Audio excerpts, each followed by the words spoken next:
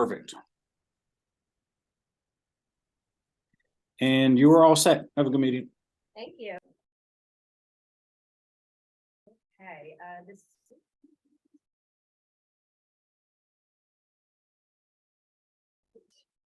Scituate School Committee is committed to providing an environment of respect during meetings. We ask all members to interact in a polite manner, even when there is disagreement.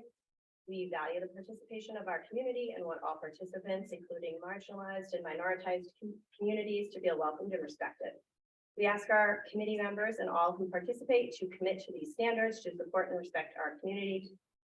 Public comment will be available in person as well as on Zoom. And community members can also email me at nbrandolini@cit.org with any questions anytime. We would like to welcome Richard Hebert to the school committee. Thank you for joining us. Thank you very much. Great Very honored. time. Happy to have you with us. Thank you. All right, let us begin going forward on our agenda here with public comment. There's no one in person. I do not see any hands raised. Oh, I see one hand raised on Zoom.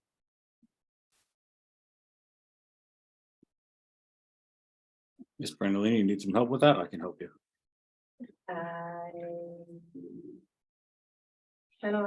Yes, I'll help you. I'll help you. Just Gavin, if you can just identify yourself, address, and go ahead with your comment. Thank you. Hi, can you hear me? Yes. Okay, sorry. Just Gavin, 54 Border Street. I am a Hatherley parent. Just really quick, because this came up at our last PTO meeting. I'm just curious if the position that Liz Dorgan has had as a tech teacher is going to be posted and then subsequently filled for next year since she is retiring.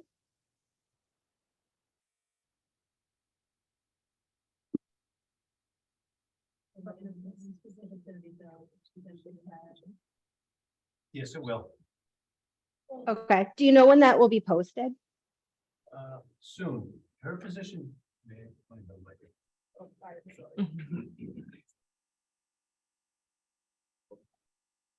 Superintendent Burkhead is just getting his microphone on so everyone can hear. Okay, thank you. Question. Okay, hi. Yes, Brogan's position will, as STEM teacher is vital to our community, and she's awesome, and she's retiring, so we're filling that position. Folks that may know that position is for third grade, and we're just re-looking at that position on how we can service even more kids. It also connects into all of the schools because she goes to all the schools and to their schedules. And this year, we're really working hard on consistent schedules because we share staff and we're trying to minimize that as much as possible. So that process is ongoing and almost complete. And that position is tied into that process. So once that's complete, the job will be posted and we will hire a new person to fit that role. Okay, awesome. Thank you so much. You're welcome. Thank you. Thanks. Double check here. I'm not seeing any other hands raised. Other comment. So we'll move on to our student representative, and we have Emma Rydell with us tonight.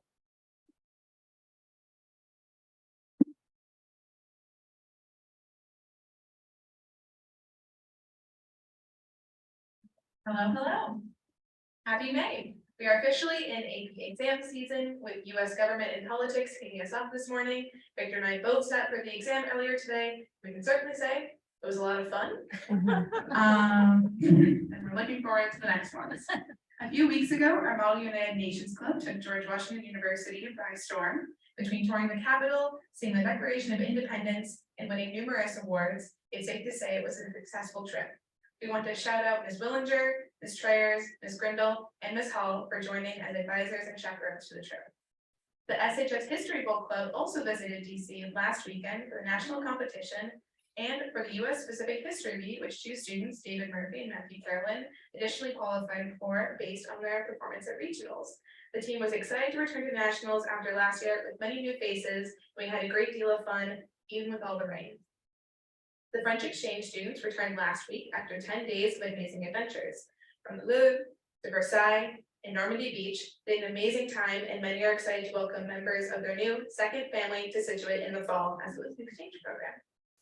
The Universal College Acceptance Deadline is today, so any college-bound senior has a few fleeting hours to decide if they have not already. I want to personally congratulate all students on making a big choice in their direction after high school. It can certainly be scary, but we all got this, and we're all really proud. The Situation is making the last edits to their graduation edition today, which is an SHS tradition with copies circulated annually at, surprise, surprise, every graduation. Features this year include several retirements, this class's most influential teachers, and gingers thriving in the most Irish town in America. Junior prom is scheduled for June 9th. At 7 p.m. tonight, attendees are invited to the Performing Arts Center where Scituate Facts and Scituate Police will be presenting on various important topics relating to prom night safety. Many discounts and raffle items will also be available to those who attend. There is currently a competition hosted by the Situation to see who will take over with morning announcements next year for the SHS. Applying students should submit an online application to the Situation's Instagram to be considered. Eligible juniors and seniors were inducted into National Honor Society last Wednesday, with requirements including a minimum GPA and demonstrations of the 4 pillars: scholarship, service, leadership, and character. An honorary award was also given to Miss Last, one of our science teachers, for demonstrating all the 4 pillars of NHS in her work here at the high school. Senior events are beginning in the next coming weeks, from the senior dance to all-night party. 12th graders are extremely excited to celebrate with their peers. Graduation is planned for June 2nd at 6 p.m. on the turf field. It's been a long ride, but we're really excited for the next chapter. I stand open, and I says myself today, but I stand open for questions.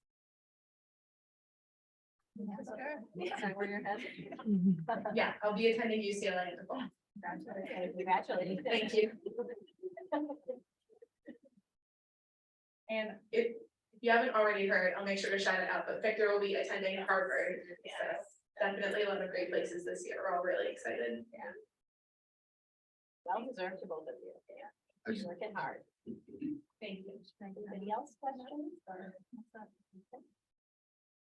right, thank you so much.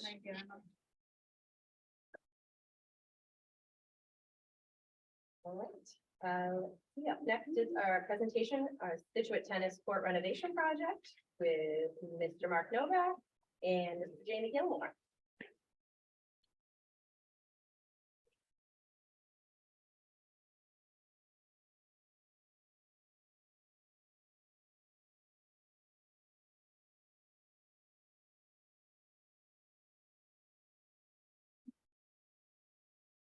There you go. Do we have the presentation or, I don't do the presentation, so, okay, I think, they emailed it on Friday. it's in our. Yeah. Okay, you have it, I have it on my computer, is there a way to tie it in? Or- Not with me, but. Okay. I can go there. Come on, I can probably do it too. Yeah.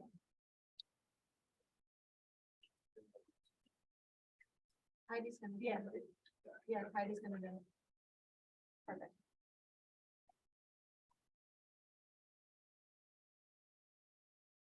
Well, that's coming up, I guess I'll just. Thank you for having us tonight. My name is Mark Novak. I'm a principal, design principal for Activitas. We're a landscape architecture and civil engineering firm based out of Denver. I'm also a resident here in Scituate. I have 2 kids in the school district, 2 boys, Gates.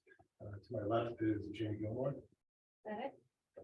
Yes, good evening, everybody, and I hope you'll find this presentation to be stimulating and informative. We're just taking this a little bit at a time. We have our deadline of the budget for design July 1st, so after we have questions and answers and fill you guys in, which we thought was important to do, we'll probably then take this to select board. And it's already been before DPW, we've been before rec department early on. And where was the last time? CPC. So World tour. yeah, that's what I understand what you do. I'm just gonna give you one little reason why Jamie Gilmore is involved in this. Because a long time ago, when I was in advisory committee still, we looked at the budgets for the beautiful complex that you have now. And I had managed to point out, why didn't we get the tennis courts into that game? And we didn't. So then, as time has evolved, we think it's time now to bring this project into play so that it ends up being part of the grand scheme back there and gives this athletic sport the theater or the avenue that it requires to actually perform properly, consistent with all the other athletic functions that go on there. That was my desire. I don't play tennis. I gave that up when I was a young kid. But you never know. Okay, I'll leave it to the program. Thank you for hearing me. All right, so I'll stand up if that's all right. And I'll try to whip through this relatively quick. I want to be respectful of your time. So just a quick agenda. We introduced ourselves. I'll go through the existing conditions on the site real quick. The proposed site plan, something that everyone's interested in, the cost opinion.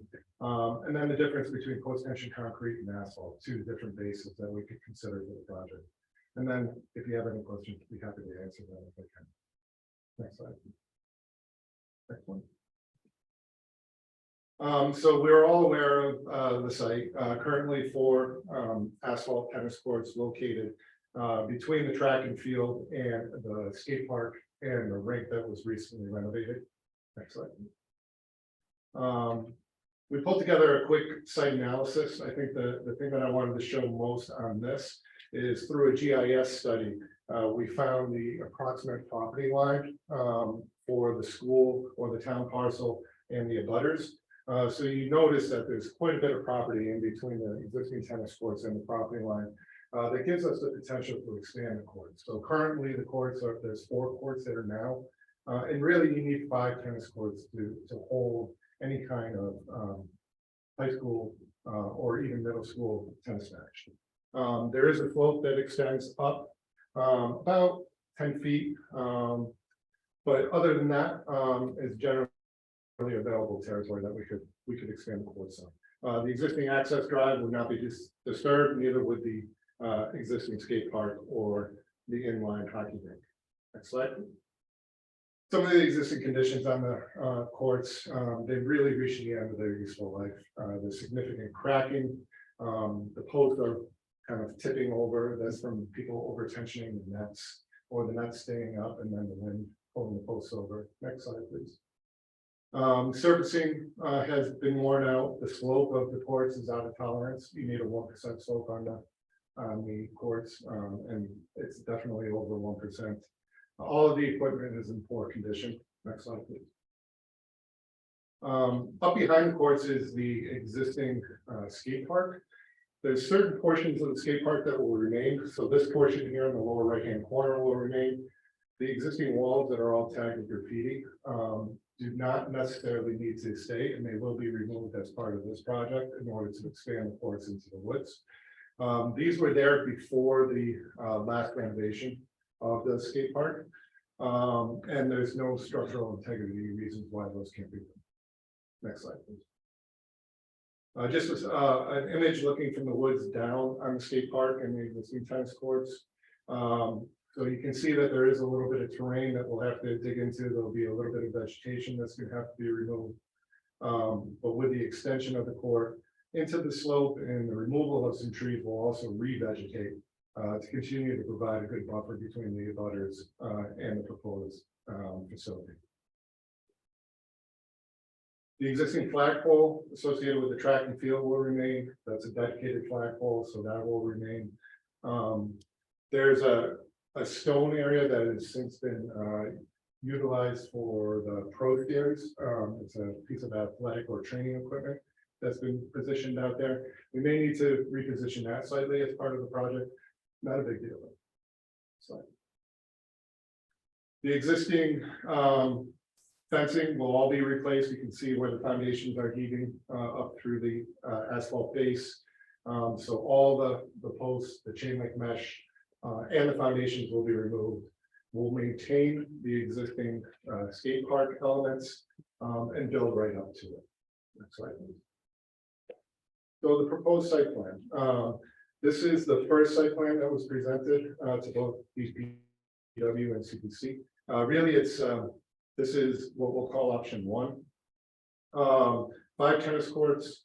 We have player or player access gates located in between each of the tennis courts. So currently, there's only one access gate located at the end of the courts.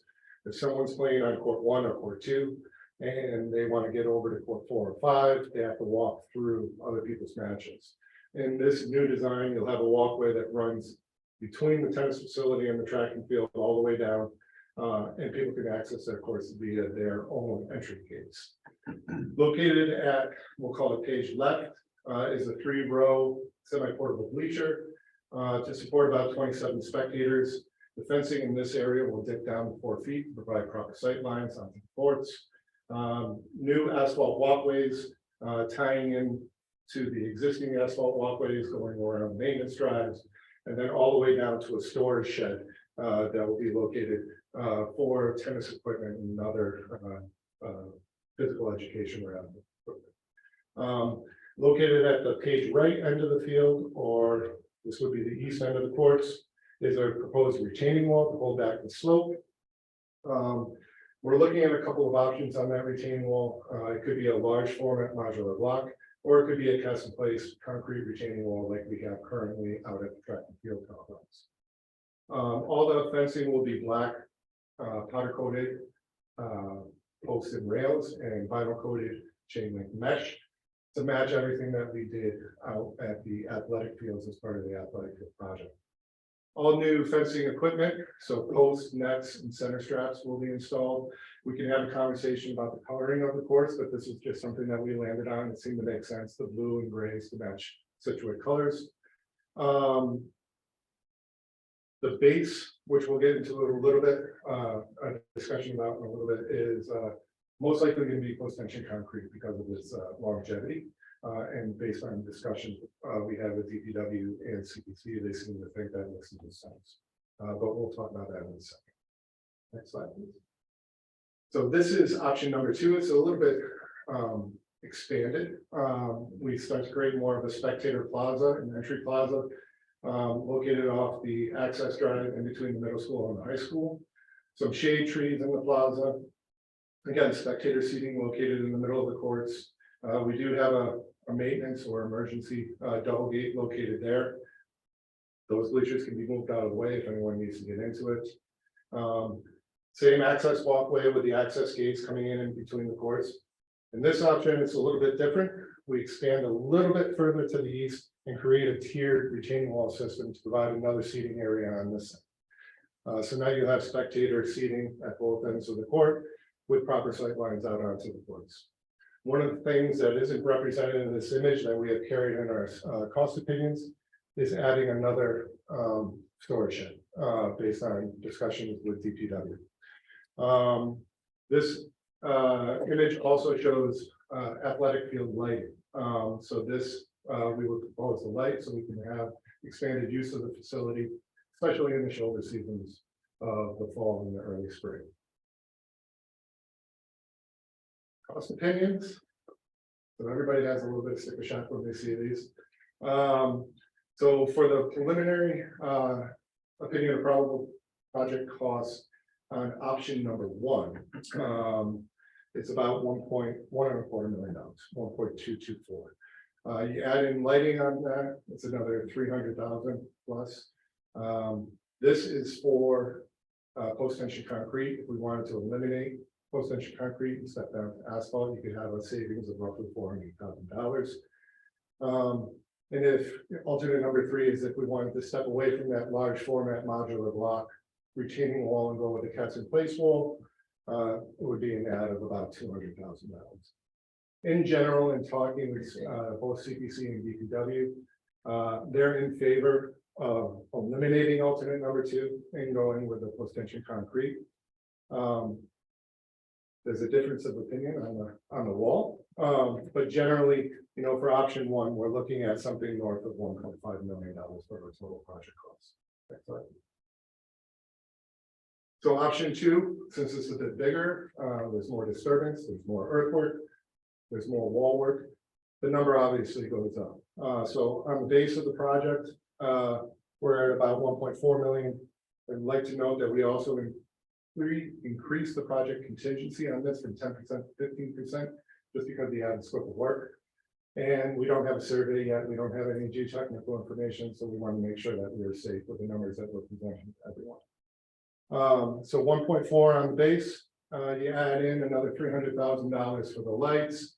We're up at 1.7, 1.713 in that area. And then again, if we want to deduct and go down to asphalt or change up the materials of the gas in place, excuse me, the retaining.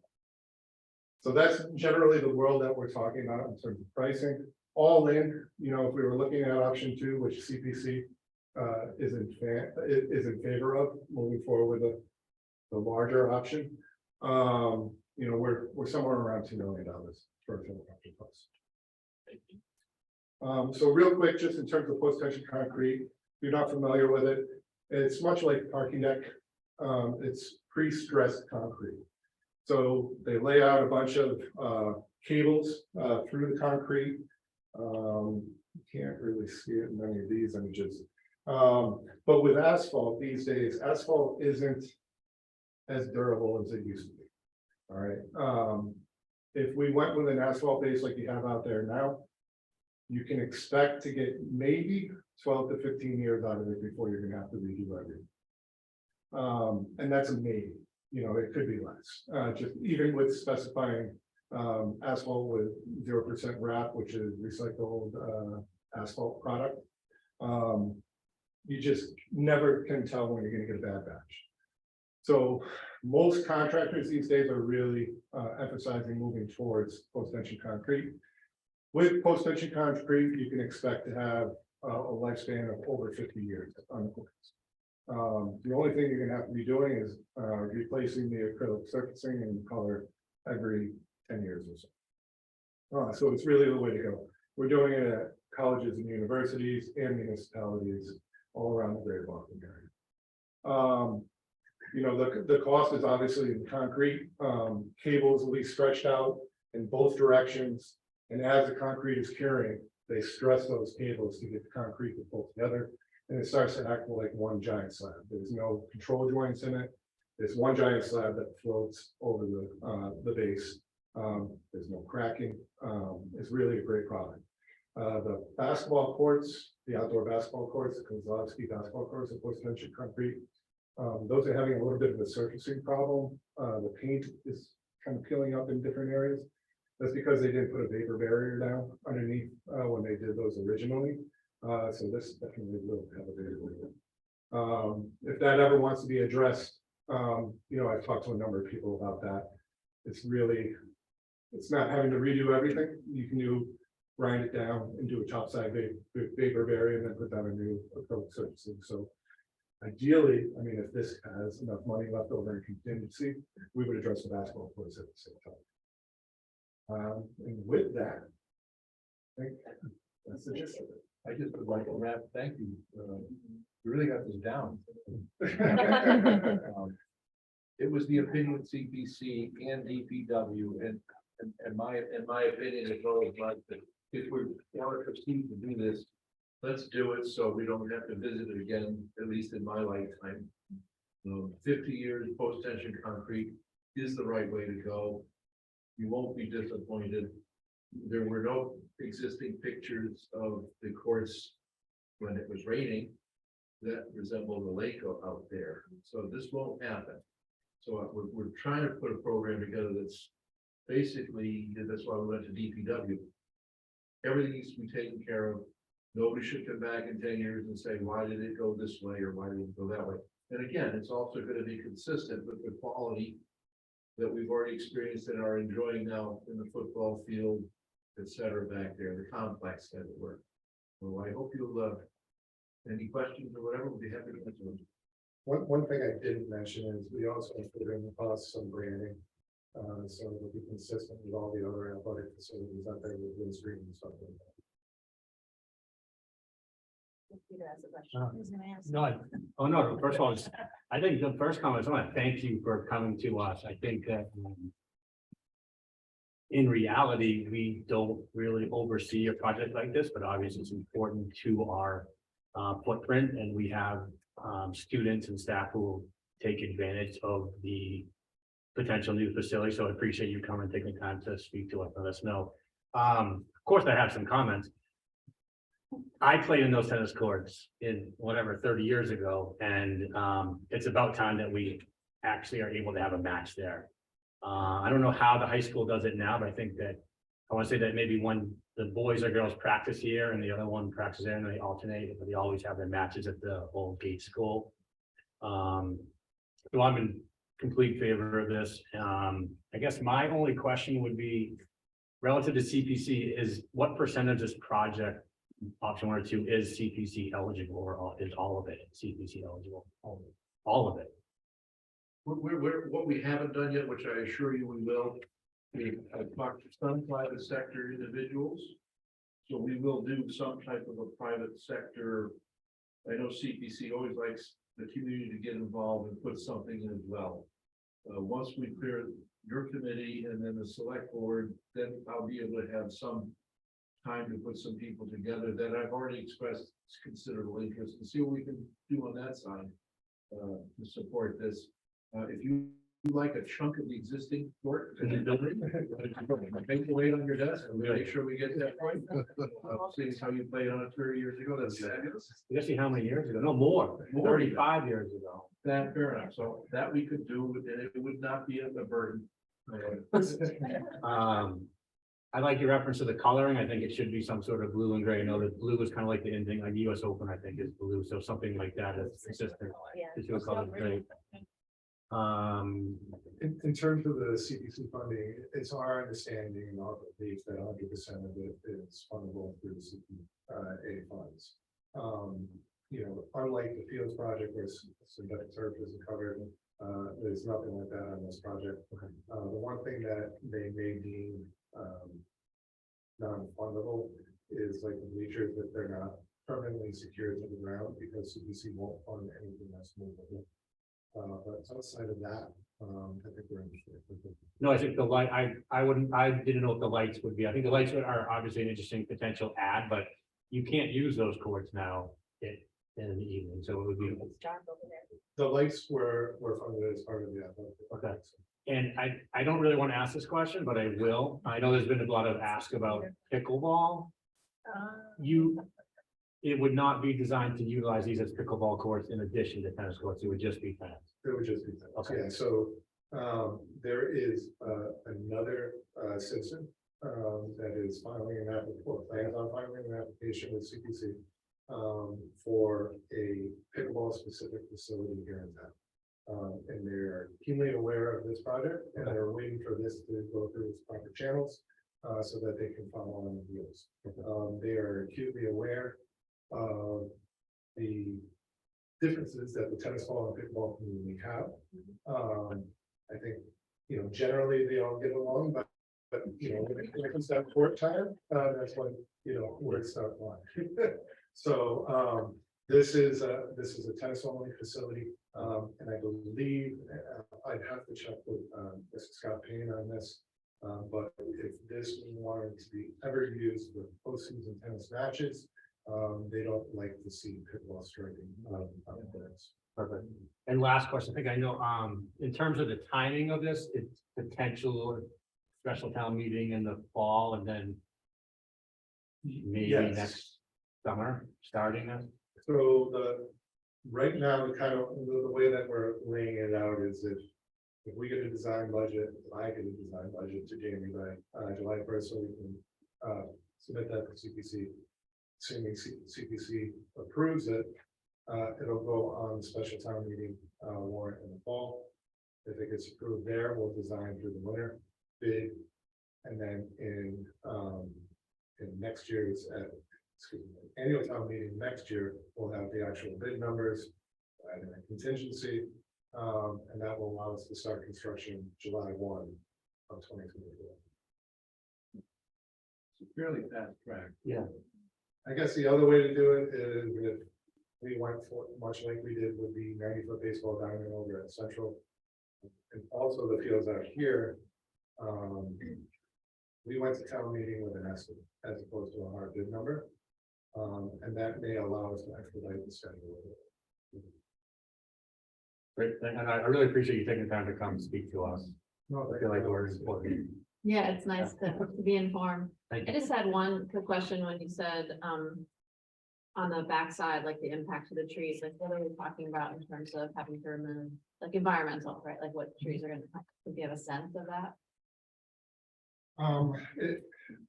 You mean how many trees?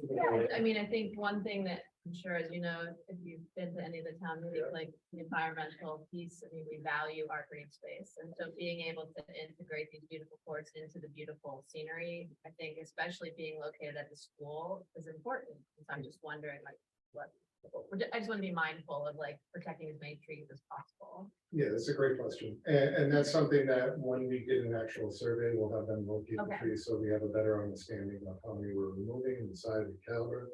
And to the extent that we can, we'll replace in kind. Yeah. You know, once you get beyond a certain point, immediately adjacent to the existing courts, there's a lot of pines and stuff like that that have grown up over time just from, existing pines dropping the bone and, other pines coming up and just not getting cut back.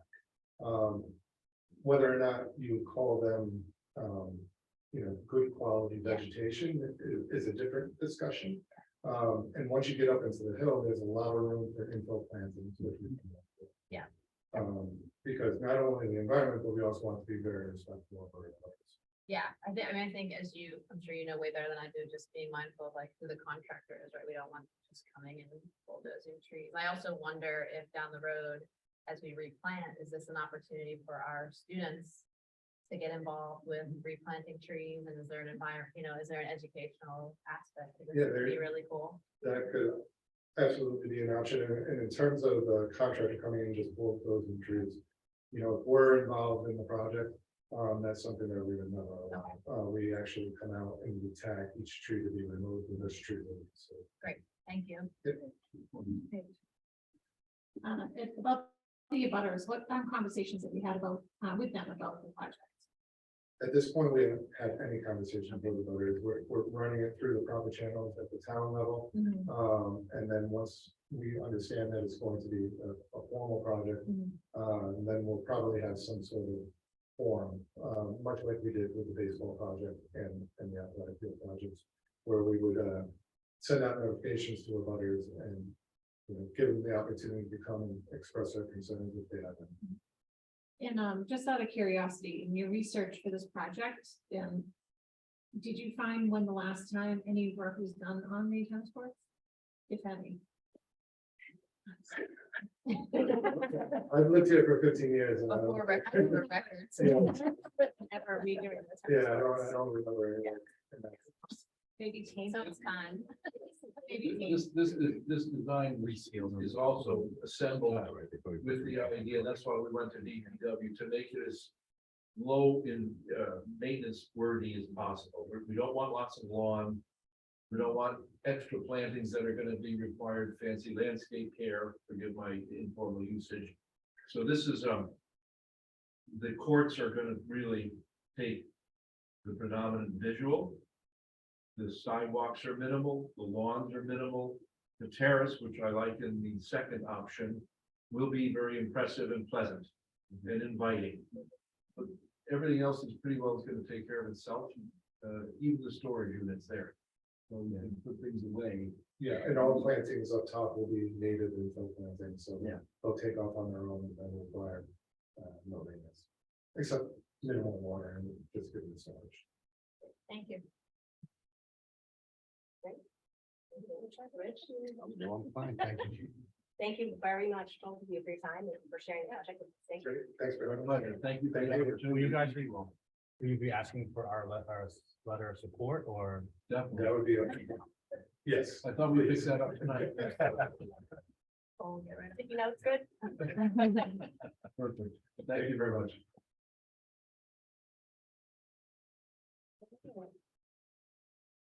Okay, up next, we have Celebrate Student Learning, Scituate Income Program. Is Marquise Bonds and Daryl David.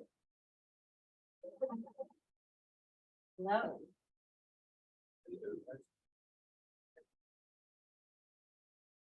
Hello, how's everybody doing?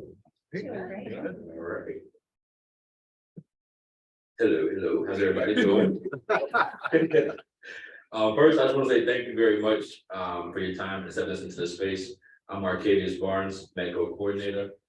I got two mics. Darrell David, co-director. So with efforts to bridge the gap between our Boston and Situate communities, and re-envisioning our previously very robust host family program here in Scituate, we present to you Scituate Anchors, Family Supported Families. Scituate Anchors promotes a culture of collaboration as the program is designed to build and nurture relationships across the district between students, families, community members, or any person of the district, with the emphasis on our Boston and Scituate connections.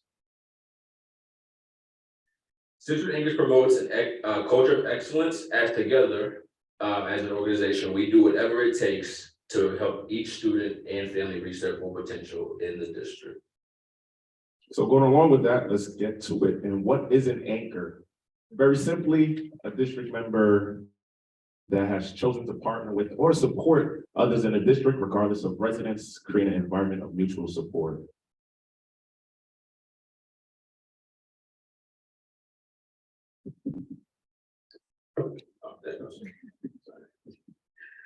So what does Scituate Anchors do? Great question, kind of a loaded question.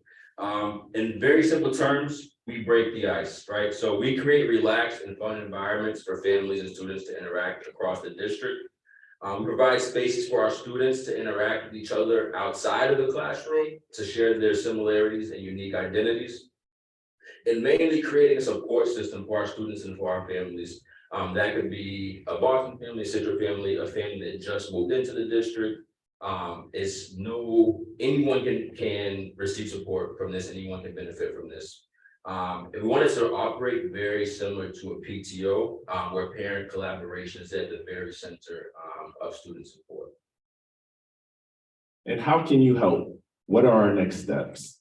Simply put, we want to build our community of anchors, and that involves everybody involved in this meeting, everybody that will see this later on. This is to take care of our community and our district.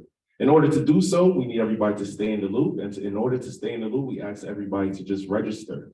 Registering is pretty simple. You go to our Scituate Anchors website and just click register, where there will be a form. And by doing so, you'll be the first to always know about planned events and any opportunities there are to connect our Boston and Scituate families. And again, new residents just to the district in general. We're just trying to make sure that our community takes care of community as best as possible. Additionally, it allows for our community to share stories and highlight those connections that have already happened. In a lot of schools in our community, this is already happening, where Boston and Scituate families are very closely tied together, as well as other new families to the district. So we're just trying to make sure that we create opportunities and spaces for that to continue, as many of the people already involved are anchors. So on this screen now is a picture from our Scituate Anchors lunch cruise that we just had this past Saturday. A total of 52 participants from Boston and from Scituate came. We were aboard the Boston Odyssey for lunch. It was awesome, great. It was cloudy, but it was smooth. So that is it. If you guys have any questions, please, now is the time. Thank you so much. That's great. Questions or anything? Is this basically similar to the host programs that we used to have back in the 70s and 80s? So this is a step up from the host family. We're trying to make this a lot more inclusive of everybody, where the original host program was just specific to Boston and Scituate. Right. We're trying to make it anyone new to the district. We want to take care of everybody as a whole. And we're trying to make sure that this is full community, not just very specific to, right? So that's the goal of it in general.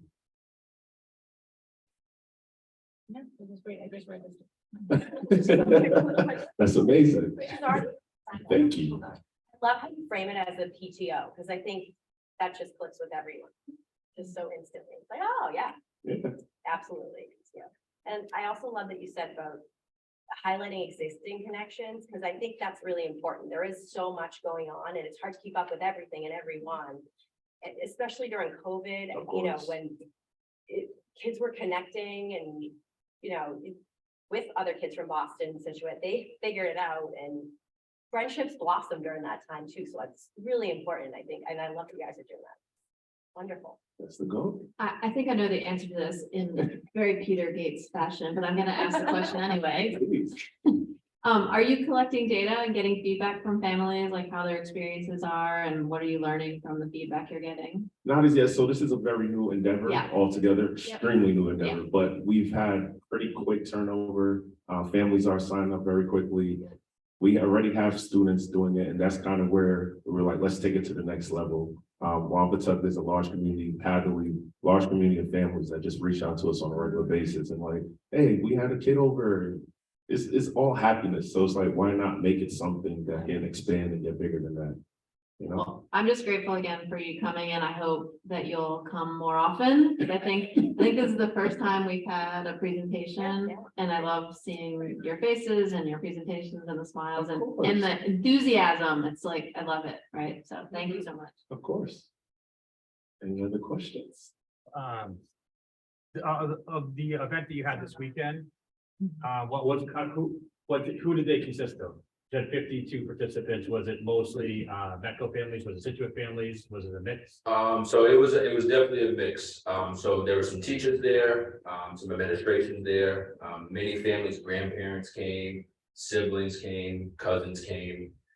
It was a great mix. And it was really awesome to see like some of the teachers like bring their children with them. Cause it really expanding like, outside of said just like the students of Scituate and Boston, but like really kind of embraced the overall community. So it was a great mix. Like we said, it's also just breaking that ice where in very school settings, it's very like, let's get to the point, let's get everything. We just want to bring everyone together over some food, some dancing, music. We had teachers dancing, kids dancing. It was just a space of just high energy and like collaboration. So it was amazing. That's great. Yeah. Thank you.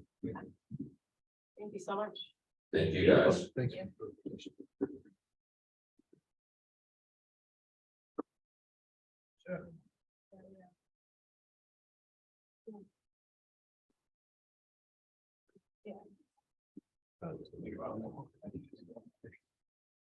So I just wanted to add a comment. Thank you, Marquez and Daryl, and for the entire community to come together. Just so you know, as a follow-up, we'll be sending out a post-school committee meeting update. And so we'll have this on there with the link. So if you missed it tonight, we'll make sure we're promoting that and getting it out there.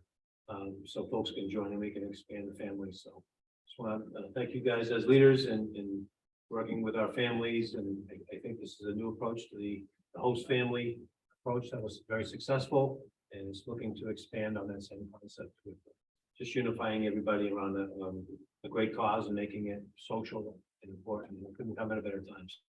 So thank you guys for that. Yeah, that's good to know too, just more ways to sort of get involved and sign up. The business out-of-state field trip, Canopy Lake. This will be, and there was. Good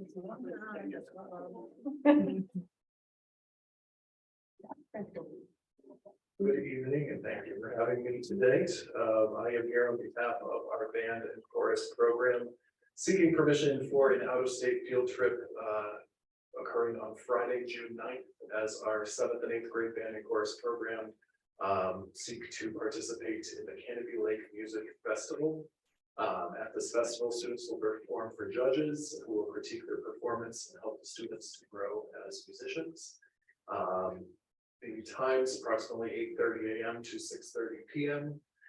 We will have approximately 85 students joining us with a 10-to-1 chaperone ratio, taking Topman buses, and the cost per student would be $56. So we'll start as very specifics. There are all the details. All right. A motion for the. I'm not even looking. I make a motion.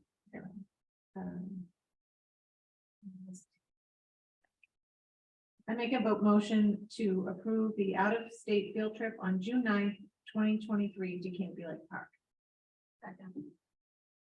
All in favor? Aye.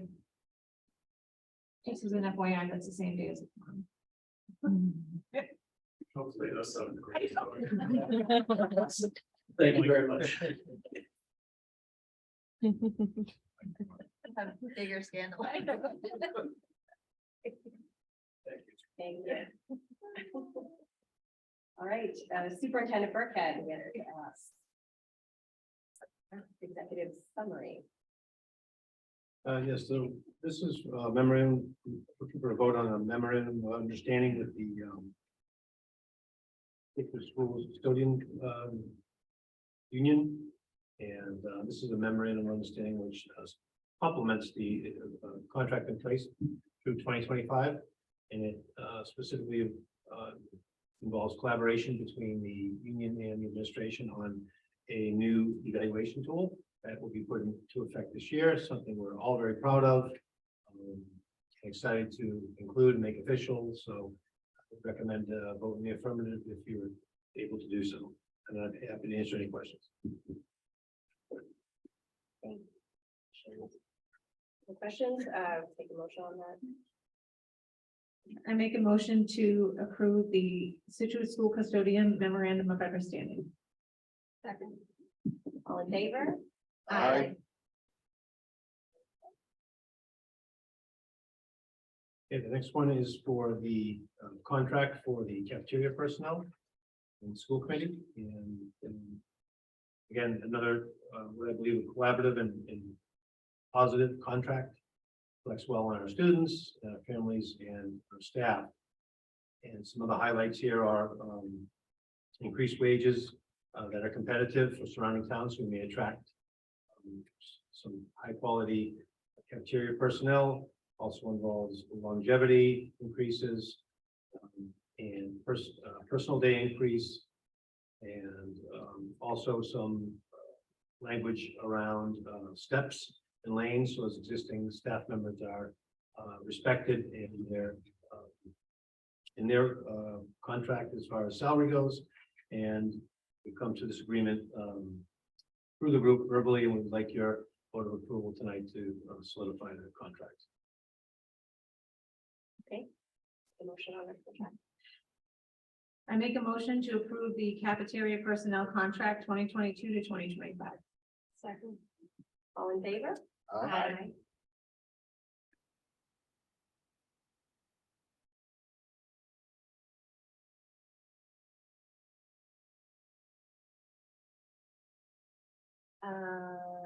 Superintendent's report. Ms.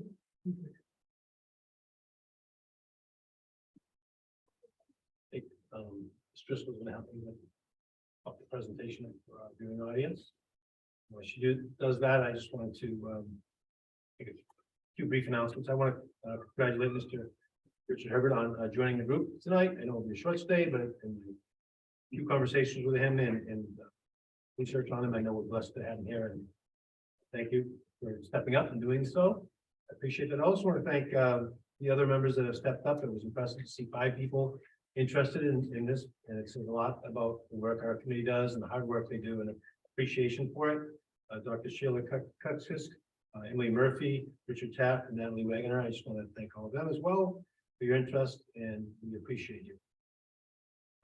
So this state of the district is basically a superintendent self-assessment and part of the evaluation process. Kind of an update on my goals, the district goals, and some of the accomplishments. This is a newer model where we do this in early May. Originally it was done in the summer, I believe, which is way too late. This is done with the school committee that's been with me, observed me, and can evaluate me, but also understanding we're 75% through the year and we have things to go. So what you'll see here is an honest portrayal of where we stand currently as of May 1st. And so personally, I want to thank the community. I want to thank the committee for wrapping up my 3rd year. And with the turnover rate in superintendents, I couldn't say I'm happier to be here. Every day I get more familiar with the folks. I meet more people. And I'm just honored and blessed to be here. I love it here. I want to stay a long time and I want to do the best job I can, but I know you can't do this alone. So a lot of the presentation you'll see tonight is a collective from all of us. And I just wanted to point those folks out. I'll start with the school committee. You've been supportive, but you also have been providing the direction, opportunity, and feedback, which is most important. And that's helped guide these goals, and using your goals as well as a guide has helped me and our team accomplish what we had and to set parameters on what we still have to do. I also want to thank the central office team. We've got what I believe a high-performing team, and over time, I think it just continues to gel and get better. I want to thank our central office administrative assistants who are the backbone of all we do and are the brain trust in all respects. I want to thank our administrators in the district, whether it be school-based principals or whether it be directors. Certainly at the school level, I want to, most impactful folks on learning are our teachers. When I was attracted to coming here, I heard we had the best teachers, and we certainly do. And they're supported by amazing paraprofessionals, which is a really challenging and difficult job. Or also educators. But to complement that group and to make school great, and it's National Teacher Appreciation Month. Next week's the week we celebrate it. As a principal and as superintendent, I kind of do it all at once. I celebrate all of our staff. I know everyone has their own day, but I think it's just a great way to celebrate not only our teachers, our paraprofessionals, our administrative assistants who do great work. I think it's a team approach. Our custodians who do the day-to-day that a lot it goes unseen. Our bus drivers who have one of the most challenging jobs, as many would agree. Our food services folks that we brought to light tonight. And I think I included everybody there. So just wanted to individually point those folks out. All of what you'll see tonight takes a true collaborative effort. So we'll start off with the two pillars, and with these slides, what I'll do is I'll summarize them. I put a lot of text in some of these because this will be released again tomorrow or this week with our report, and then it'll be up online. So I wanted people to be able to, in the community, that could just read this and understand it without necessarily hearing all the editorial that I will share tonight. So most people are familiar with the pillars. I think they've served us very well. Cultural collaboration and academic and personal excellence through COVID, through the 3 years. And the good news is that we're in the process, and you'll hear some more about this tonight, of finishing up our strategic plan, which will replace this and will guide us for the future. And quite honestly, has been more inclusive in developing it. It's kind of met our needs and was developed at the time. But will be replaced with a strategic plan next year.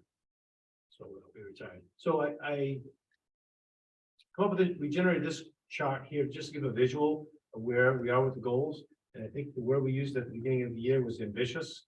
I even underestimated the amount of time the strategic plan and the MSBA work would take. I think Ms. Driscoll had said it, and probably shouldn't have went to that visit to see Harvard Elementary School, a brand new school, till later in the year, because it was in the fall, and the school committee chair came up there and says, for all you superintendents out there, this should be your only goal. You're not going to get to anything else. So the rest of the day was blown away. I was horrified. The week before, I had just set 30 goals. And proceed to get killed tonight. But I think, in all honesty, I think that's why we have such great people that I had to lean on a lot of people, including at this table. I think you've all put in hundreds of hours at these meetings. I really am excited though that they're going to pay off. And again, we'll be able to share some of the growth and trajectory we're on with this. So that's a snapshot of things I'll get into later, but that's a visual that folks can check out when they see that on the progress of where we're at. And just you don't have to go back, Heidi, but just to mention that all goals weren't met. I think that's completely okay, because most of these goals are more than 1 year. For example, a new building project. The strategic plan, we still have 3 months to go to do this. So a lot of stuff are still a work in progress, but I'll go over where we are with all those. And so in this presentation, I also put the goals from the fall, so you don't have to go back and look at those. I'm not going to go over all of these. I'm going to go over the evidence to share that where we are with each of these, but I will highlight a few. What we try to do this year, and again, I credit to the committee for asking for, some data and some evidence of achieving the goals. this was an ambitious one because under student learning, there's 3 drivers, which could easily be 3 separate goals. The first one is accountability percentile. And I said at the beginning, these numbers are state issue numbers and don't come out till the fall. So what we're doing here is we're listing them and we will come out and share these with in the fall. But so this is a partial completed goal. But what I will share today is that we want to send a message that we don't just wait and react to the MCAS. We're actually doing our own benchmarking and assessments and looking at how our kids are growing. And then we'll compare those benchmarking to the actual outcomes that our students do on state assessments and to see how good those benchmarking data are. But again, it's a proactive way of looking at where our students stand and helping to improve their learning. The next one is the peer that we've had, the Partnerships in Education Resilience, which is social emotional piece. We wanted to make sure that we're one of the few districts that are really diving in and looking at data as much as we can on social emotional learning. And that's evolving. It's very new. It's the first time I'm going to share some of the stuff that we have this year, and it will evolve as we go into multiple years of looking at it. But certainly very important. And the last one of this driver is driver 3, which is the equity audit. And our goal this year was to finish that and to use that information as part of our strategic plan, which we've done effectively, I believe. And so for the community out there, these are the standards that the superintendent is evaluated on, and they're similar to teachers and the administrators, a little different, but there are 4: structural leadership, management and operations, family and community engagement, and professional culture. And through that student learning goal, just put little check marks on all the ones I think that covers. There's a couple in here that we didn't think it did, but this is probably the most comprehensive one because it's all about the kids and their learning. So we made it line to this very carefully. So that's what you'll see throughout. And on the left for folks that are, when they do get this in the future, I'll reference it, can see the goal, don't have to flip back. So hopefully that's convenient for folks to look at. And by the way, if you have questions, because I typically try to go slow, but I know I go a little fast, be happy to answer questions as we go, but also there's time at the end for effective questions. Obviously, after tonight, as we go through the process of evaluation. So here's driver 1 with student learning goal 1, accountability percentile. And this is our internal data that we use. And this ties in a little bit with the communication goal because it's the first time, I think, at least in many years, that we actually share the beginning of the year and middle of the year, and we still have end of the year assessment to go with the community. And we're working on getting better at that communication so that there's no surprises, that parents can be true partners and caregivers can be true partners with the school and with the educators on where their children stand. We also had a new chart here. We used the stack graphs so that I think we did a presentation before in here and there was not a lot of reference points. So hopefully this is an easier way to understand where the kids are at. And so what we did is I included 3 bullet points just to highlight, and certainly people can see all of the data right in front of me here. Percentage of at-risk students in each grade level decreased from the beginning. This is English, by the way. It's in the middle of the year, and this is elementary school level. And the chart, the colored chart there uses at-risk as the lighter blue, a little bit of a darker blue. It's needs improvement. I don't know if that's a green. I'm not great with my colors, but meets expectations, and then the orange exceeds expectations. So you can see stacked right on there. And what MCAS typically does is meet or exceeds expectations. So you look at combining, for example, the kindergartners on the left meet or exceeds. At the beginning of the year, they were at 53. I think at middle of the year, you can see that went up to 58. So approximately 5 points. The second bullet talks about the grades 1 through 5, the percentage of students who exceed and meet expectations increased across the board. That's always, a good thing. And I do want to also point out a couple other things. This is only one measurement. Teachers are doing their own assessments, standards-based assessments in their classes, their grading. So this isn't the end all, and it doesn't mean that these will be the exact numbers, but it's certainly a proven model that we use. And from the beginning to the middle of the year, as I put in the narrative up top, that these are based on standards at the time, so that this middle of the year test, it's not the same test given at the beginning of the year, it's a harder test. so that it should reflect growth over time. So I think that's important to note as well. And then the last bullet talks about the most significant achievement in grade 1, where 81% of the students that are exceeded, huge jump. And so what's done with this data is when it's taken, each school has its own data team. They look at it. Certainly we look at it at central offices, the principals look at it. We're looking at the same thing. We're all comparing, contrasting with inner buildings, between buildings, but then ultimately the most important thing at the individual student. And then the communication piece we've added, we work with that family to find out where you're at in this chart. No matter where you are, the goal is to improve, to grow. And I think that's the biggest thing. Yep. Yeah, go ahead, you go first. Go ahead. Mine's up, and then I'll have a question too. You said it on this chart that the tests from the beginning of the year and middle of the year are different. So the second test is harder. Yes. So couldn't we argue that if we see improvement, it's more improvement than? Yeah.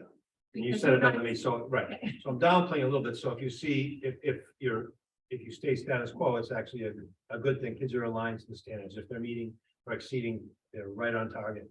And if we improve, that's a Right. pretty So big if we deal. gave them the same test we gave them at the beginning of the year, they showed some improvement, like yay, but we're giving them a harder test and they're still showing even more improvement, so it's twice. It's good. Yeah. It's strong, yeah.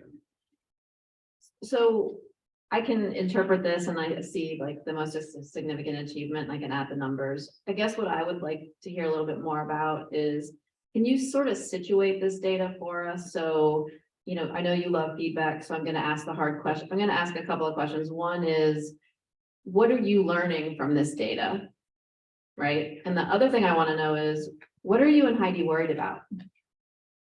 Well, I can't speak for you, so I'll invite her up. after. Yeah, that would be great. Yeah, so, and this is her specialty, but I think. So I guess the first question, what we're worried about, I think there's too many that are at risk or that need improvement. So I think, although we point out that we're excited about, you know, I think it's 81% of the first graders, for example, meeting or exceeding, we wouldn't be celebrating that necessarily in MCAS, because that would mean that there's 27 or 17%, excuse me, that are either needs improvement or at risk. So I think those are the things that worry us. So we have a lot of work to do there. So although we're happy with the numbers from 29, for example, in kindergarten going down to 23, there's still 23 kids at risk there. So there's a lot of work to be done. The other thing that I think that we've learned is some of the gaps. I think I'll get to this in the math one that we find much more clear, or it's easier to see there. But the gaps between the kids who are at risk and the kids who are exceeding are growing larger. And they're harder for one teacher and one group of people to kind of keep moving everybody up. So those are what we look at, what we try to help those individual teachers with, and that's supplemented by reading specialists, counselors. And I think we pair this also with the unintended peer data and the other data on the social emotional stuff on, okay, is there things outside the classroom why this child's not meeting or is at risk at ELA? Or are they in risk if we also compare ELA and math? Are they at risk at both? And why is that? So I think that's all the things that we look at and that we talk about and what keeps me up at night. So Heidi, do you want to chime in on that? The other question I have, and again, I know this is Heidi's area, so I'll ask while she's up here too. Great. When you think about, like, let's look at, I don't know, the 4th or 5th grade data from this year. If you look at their data last year, how is that? I know it's not a perfect one-to-one student, but like, are these the grades you expect? Are they doing better than last year? Can you speak to that a little bit, like year-on-year changes? Sure, I'd like to speak about the worry first. Yeah. So I think that having consistent data that we use from year to year without changing initiatives and tools will be wonderful. So I think until we show that we are not going to flip-flop, we have similar charts, we have similar ways to communicate it, parents, teachers, administrators all understand it in the same way. I'm not worried. I'm thrilled that we are taking measures to calibrate what we're doing across the district, especially at the elementary level. I trust teachers, I trust the data teams, and I know that they're doing what individual kids need. And when I look at this data, I know that this is a moment in time. And I would never want someone to look at MCAS, at Dibbles, at STAR, at any one chart and think it defines where our student achievement is. So I think looking at this little snapshot is to give you a flavor of what the hard work that the teachers are doing within the buildings every single day. And I think that when our fall data comes out with MCAS, some work that needs to be done is to look at our end of year data for each grade level and compare it to the state data. Because, we need to look at multiple measures of achievement, not just one. So I'm happy that we're on our way there, and I think we're up for the challenge. And your second part? I mean, I think it's tricky to answer this question based on what you just said, but what I was wondering is year to year, like are these the results that you would expect based on what you knew last year? Are there changes that are interesting that we should know? Like, I know that you've implemented a new reading curriculum, and while it's very new, like, are you seeing? So when we get to about 2 more slides, Okay. Superintendent Burkhead is going to share some strengths and some areas that we need to work on in both. But I'd like to shout out that first grade. I was blown over with the first grade results. And first grade is a crucial grade for literacy. And for those results to come through at the middle of the year is just phenomenal. So that is great. And I hope that as we continue with being honest and not being scared of data, I don't want anybody to think, oh, the superintendent or the assistant superintendent's worried. We need to look at this and be honest. We can just keep working together to help all kids. And I'm thrilled that we can do that, but I want to give a shout out to whatever's happening on those first grades for sure. Yeah, and I guess I would just say, like, I would want to reframe worry, because for me, the reason I ask that question is because we often get criticized by some in the community that we only celebrate. And what I'm trying to tease out is there are areas in this data that are pointing out places where we could do better. It doesn't mean our teachers aren't working their tails off, because I know they are. So I asked that question to say, how are you using the data to sort of direct the resources where it's needed, right? That's really what I'm asking about. Yeah, so in 2 more slides, Superintendent Burkhead will call some of those out. But that's a great question. And I think whenever we do these presentations on data, it is important to hear what we are saying about our next steps, because every round of data, there'll always be something new that we learn and for us to shift our focus on. And just to piggyback on that, thank you, Heidi, very much. So we had the same conversation today, was where it's more important to us to be transparent and honest with this presentation than for me to schmooze this report to make the goals look good, right?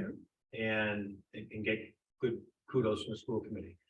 That's not what we're about. And I think that's why we're excited about a couple of slides here. And I kind of joked with Heidi today, so, Jesus, they're more negative than positive in this thing. They better not be. And we laughed. And what we said was, no, we're putting all the facts down here. And there's a lot to celebrate. And I think it's just as exciting as we are, that there's places to improve, but we're working on those things. Like the example she gave, we're using consistent measuring tools, same benchmarks, the things that consistency across the elementaries, all those things are happening. People are working hard so that it can only get better. So that's where we're at. Next one is the math. Similar as far as the being in the middle of the year, benchmarks here, symphony math. Percentage of at-risk students in each grade on this particular point in time decreased, which is a good thing. In grades 1 through 5, the total percentage of students meeting or exceeding expectations also increased. And again, I'm going to get to a slide where there are strengths and weaknesses in the details of this data. Here's a summary of those 2 charts for those that could just want to pull this up and look at it. On the left is and this whole slide will kind of summarize some targets for growth as well. The one that Ms. Bristol just talked about. So on the left, the math strength, all grade levels showed growth in meeting and exceeding expectations. As Ms. Lindblom pointed out, that's a real good sign because the middle, it gets tougher. And that's really good. The percentages are on the right for the math. Down below, you see math target areas for growth. So like Dr. Bukowski said, maybe not worries, but okay, things we're very closely watching. 25% of kindergartners in grades 3, 12% have the highest percentage of students with the at-risk category in the middle of the year. Okay, believe me, everybody knows that. They know when we took the test and they were diving right in. But it's important we share to the community that there are areas of growth and acknowledgements of that, but that we're addressing it. And so if you look on the right, the ELA strength showed growth in meeting and exceeding expectations. Again, really good signs. Percentages are there, they're good. And then some targeted areas for growth. And this is what I talked about. I thought it was math, but I made a mistake, it was English. For students scoring at or above 50% on the STAR, our median percentile, it's 72. For those below the 50 percentile, it was 31. Point here is we looked at both groups and took them in half and saw how huge the median is, the number in the middle for those of you that are familiar with that term. And so 31 to 72 is a huge gap. So that's an area that we're very aware of, very focused on, and very attentive to, and we'll put a lot of effort closing that gap.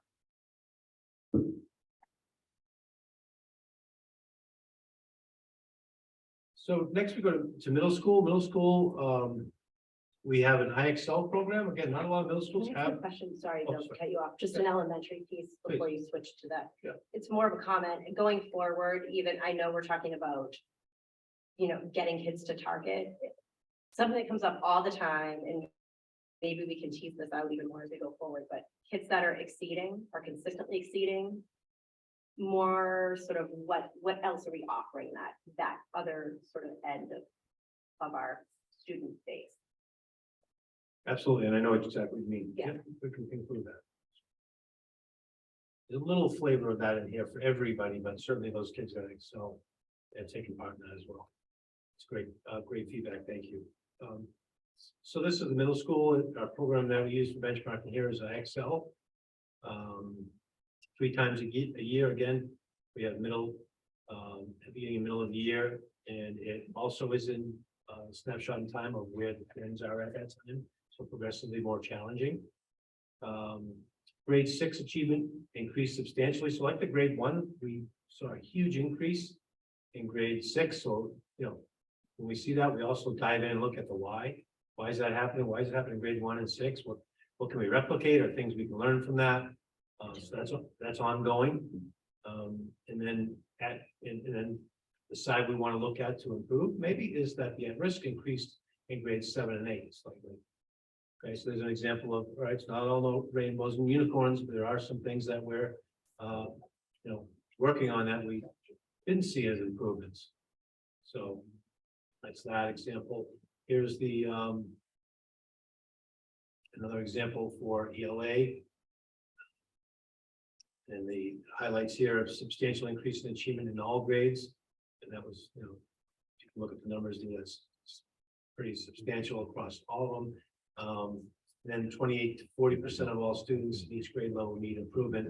This is kind of what I was just talking about with Dr. Bukowski, is that these are numbers for the meeting exceeding went way up. That's awesome for those kids. And there's a big flux from 28 to as many as 40% that are not where we need them to be. So again, work to be done there. So yeah, you probably see a trend here in the elementary middle with some of the gaps that we have to work on. That's it.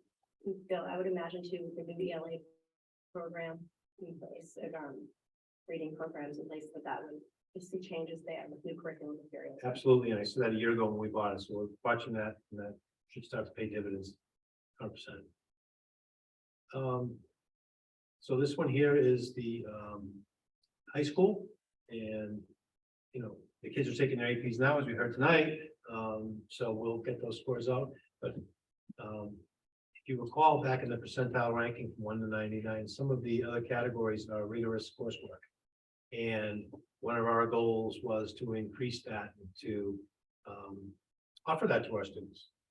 And we've done that. So that's kind of been done, and that we put that on the high school strength. But before I wanted to get to that, I should talk about the mock exams. We also right away, a few years ago, partnered with Mass Insight for a very reputable group and have done really great things to assist us and to guide us, which includes professional development option for all of our staff, which was non-existent.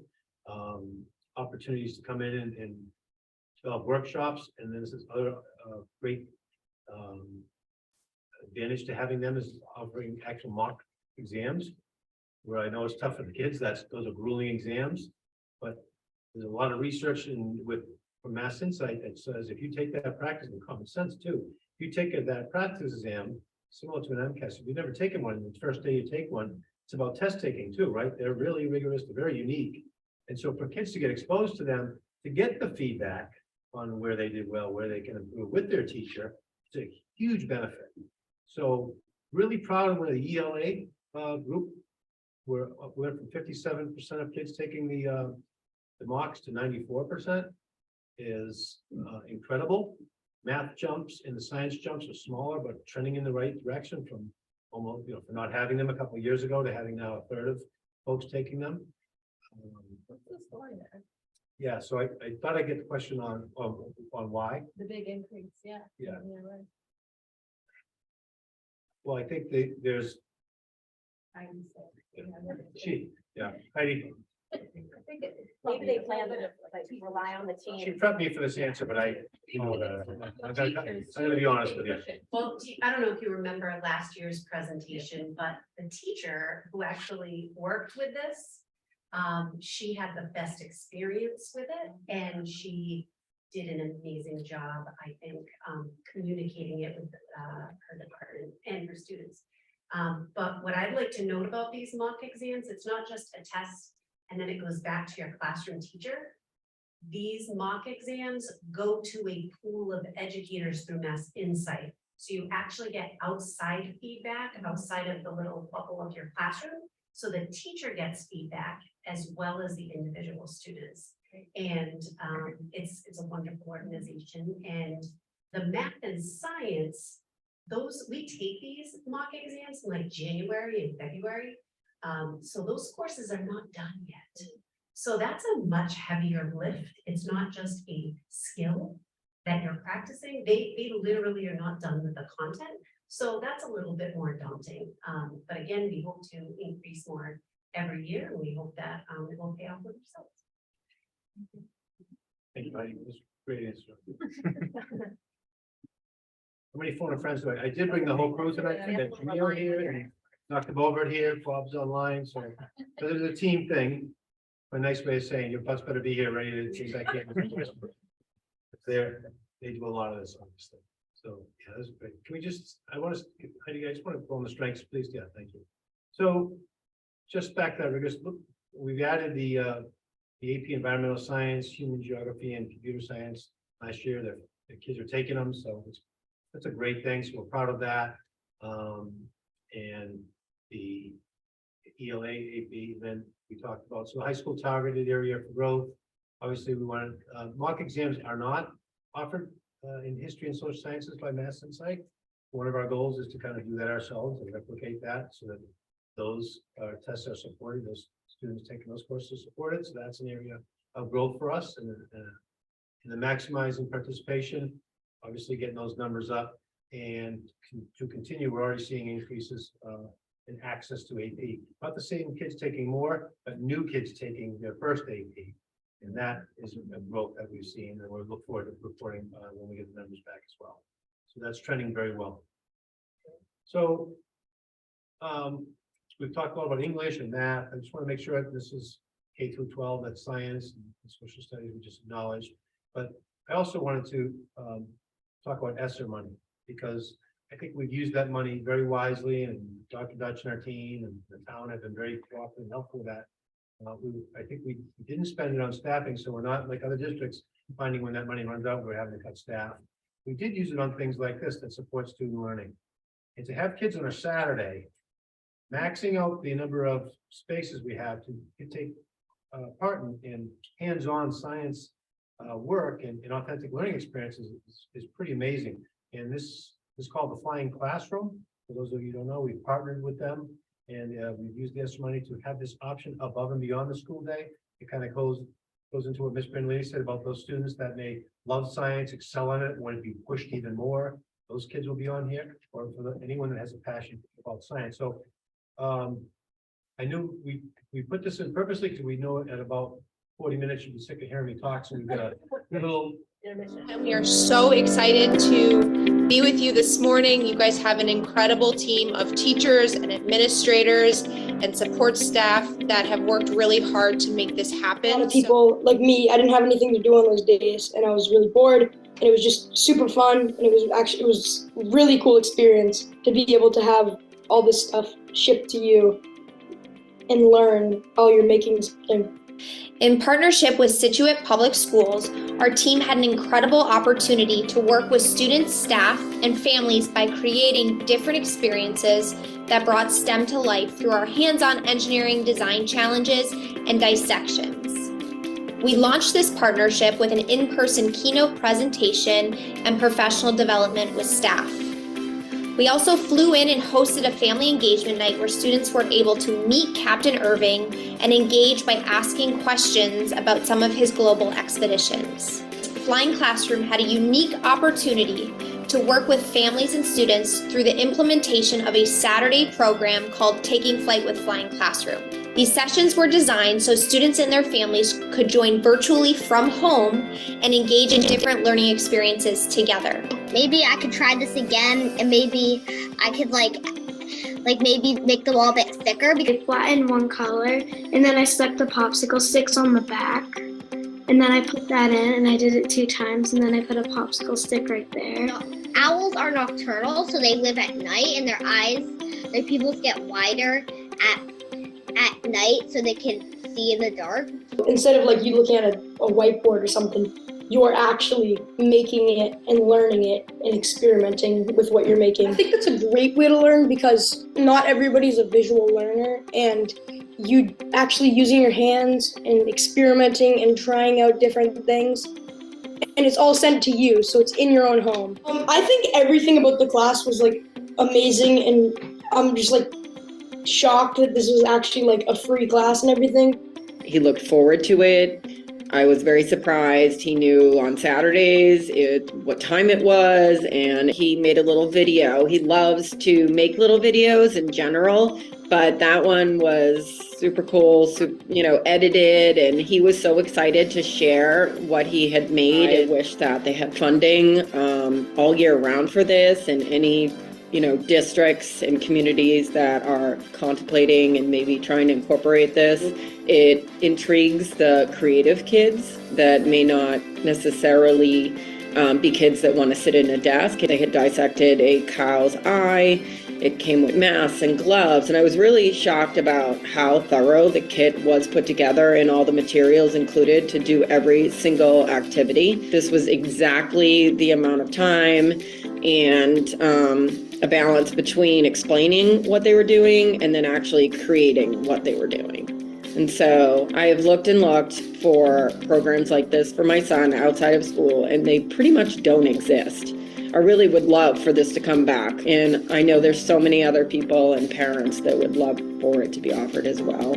It was just such a great experience.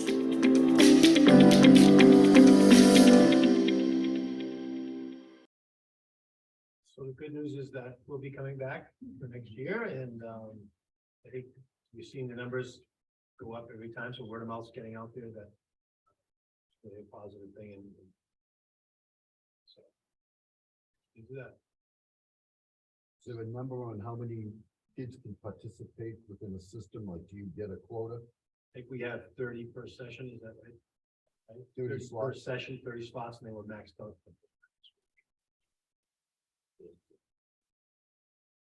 Right, so the next thing that we're getting into is the Driver 2, which is our partnerships in education and resilience, our peer data. Again, one piece of data on social emotional and stuff. We've also done thought exchange surveys on belonging. Didn't include that because it's really brand new, and a lot of the things we didn't share this last year in my presentation as well. I know we had a presentation from here this year, but just wanted to include it again in the being transparent and sharing with folks the numbers we're getting and that we're working with now. We are looking at it, among other things, to gauge students' social emotional learning and what they share with us. So on this first one, this is what we call a holistic student assessment, HSA, at the elementary level. And so the challenge percent decreased in 4 of the 5 skills here. So the ratings here are, it's challenging for me. It's typical or normal, or it's a strength. And so similar to the ELA and math, we look at these and where kids are needing support or excelling and doing well. You can see that the 5 parameters, they measure trust, empathy, peer relationships, adult relationships, and school bonding. And we have building-based teams that look at this information and drill down all the way to the individual student. And again, that in hand with the ELA and the math, gives us a pretty good picture of students and their family, with their family support. This is the middle school data, and some of the strengths for this one were increased or stayed the same in 4 out of the 5 scales, which is good. In the overall, students in FY23 started their middle school year with more challenges than they did in 22. We thought that was interesting, and we wanted to put that. So if you look at the bottom row of challenges that the kids were reporting, that was something we found. Just a quick question. So from the elementary data as well as the Gates data, you're saying, challenge areas decreased or increased. These aren't the same kids though. So we just have to be mindful. I mean, it would be great. First, let me say something positive, which is, I think this is the first time I've seen the pair data presented in a way that makes sense. Yeah. So thank you for doing it this way. I think this is, for me, at least, I can't speak for my colleagues, but it's super helpful to get the strength, typical, and challenge. And so I think, again, similar to my question to Heidi, it would be really great to see year-to-year data where it's the same students. Well, except that it says grade 4 to 5 in 21 and grade 4 to 5 in 22, so it's not the same. The grade bands, there should be one grade that's new, so like 6 through 8, the 6th graders are new. It does shift a little bit. Okay, Yeah, but we do have it by grade level. We just didn't have. you didn't present it there. Okay, Yeah. okay. But I understand what you mean. Yeah. You have this year's 6th graders and Yeah. next year's 7th graders side by side. That's all. Good point. I have a comment too. So it says the FY23, that these kids fall, but they're entering school fall of 22. That was COVID too. Like you said, One on the left, you mean FY? FY23, it says fall 2022. So those kids coming into school, that was during COVID. Indicates, yeah. 100%. Yeah. So these And are 8th the other thing to graders. look at too is what, Yeah. what Dr. Pelsk said, is tracking the same kids is to monitor transition years. Those are the hardest typically, right? Going into kindergarten, maybe going into 6th grade and going into 9th grade. There's added stressors there that we need to look at as well and see if that plays a role. I would just add for context, just for, since this is a public meeting, I'm particularly interested in this 32 and 38% that's in the empathy category. I just read an article by a psychologist who follows this work, and she said that this decade, we've seen the lowest levels of empathy that we've ever seen in our history. And so it's really great to see that our students are getting those skills, and we need to double down on that. Yeah. Thank you. The parameters and that is what I can pull it up and you can read it, yeah. And then at the high school, similar challenges decreased in 4 of the 5 scales. School bonding was a strength, increased by 7% and decreased as a challenge by 2%, which was a good thing. And also just wanted to mention that I didn't mention earlier, when it talks about adult relationships, it's all adults. It's not teachers, it's parents, custodians, everyone in the building, it's everyone outside, relatives, community members. So, and I think that's a real good thing about this assessment, because we're all in this together. And we've got them 180 days and families got them, the rest. And so if we can come, put our joint forces with and look at this information and share it, it's really powerful. But we have to work together, else it's disconnected.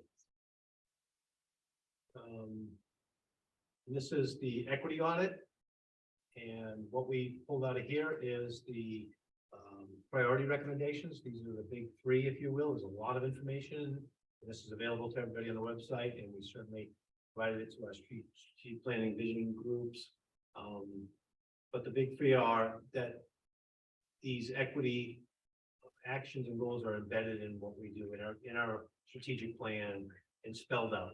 Because we're doing a bunch of things, but we're not articulating them, and we're not putting them in the form of goals.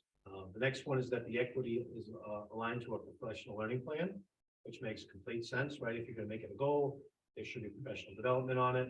Again, we're doing professional development on it, but it's not necessarily coordinated as well as it can be and should be. So that's an area of growth.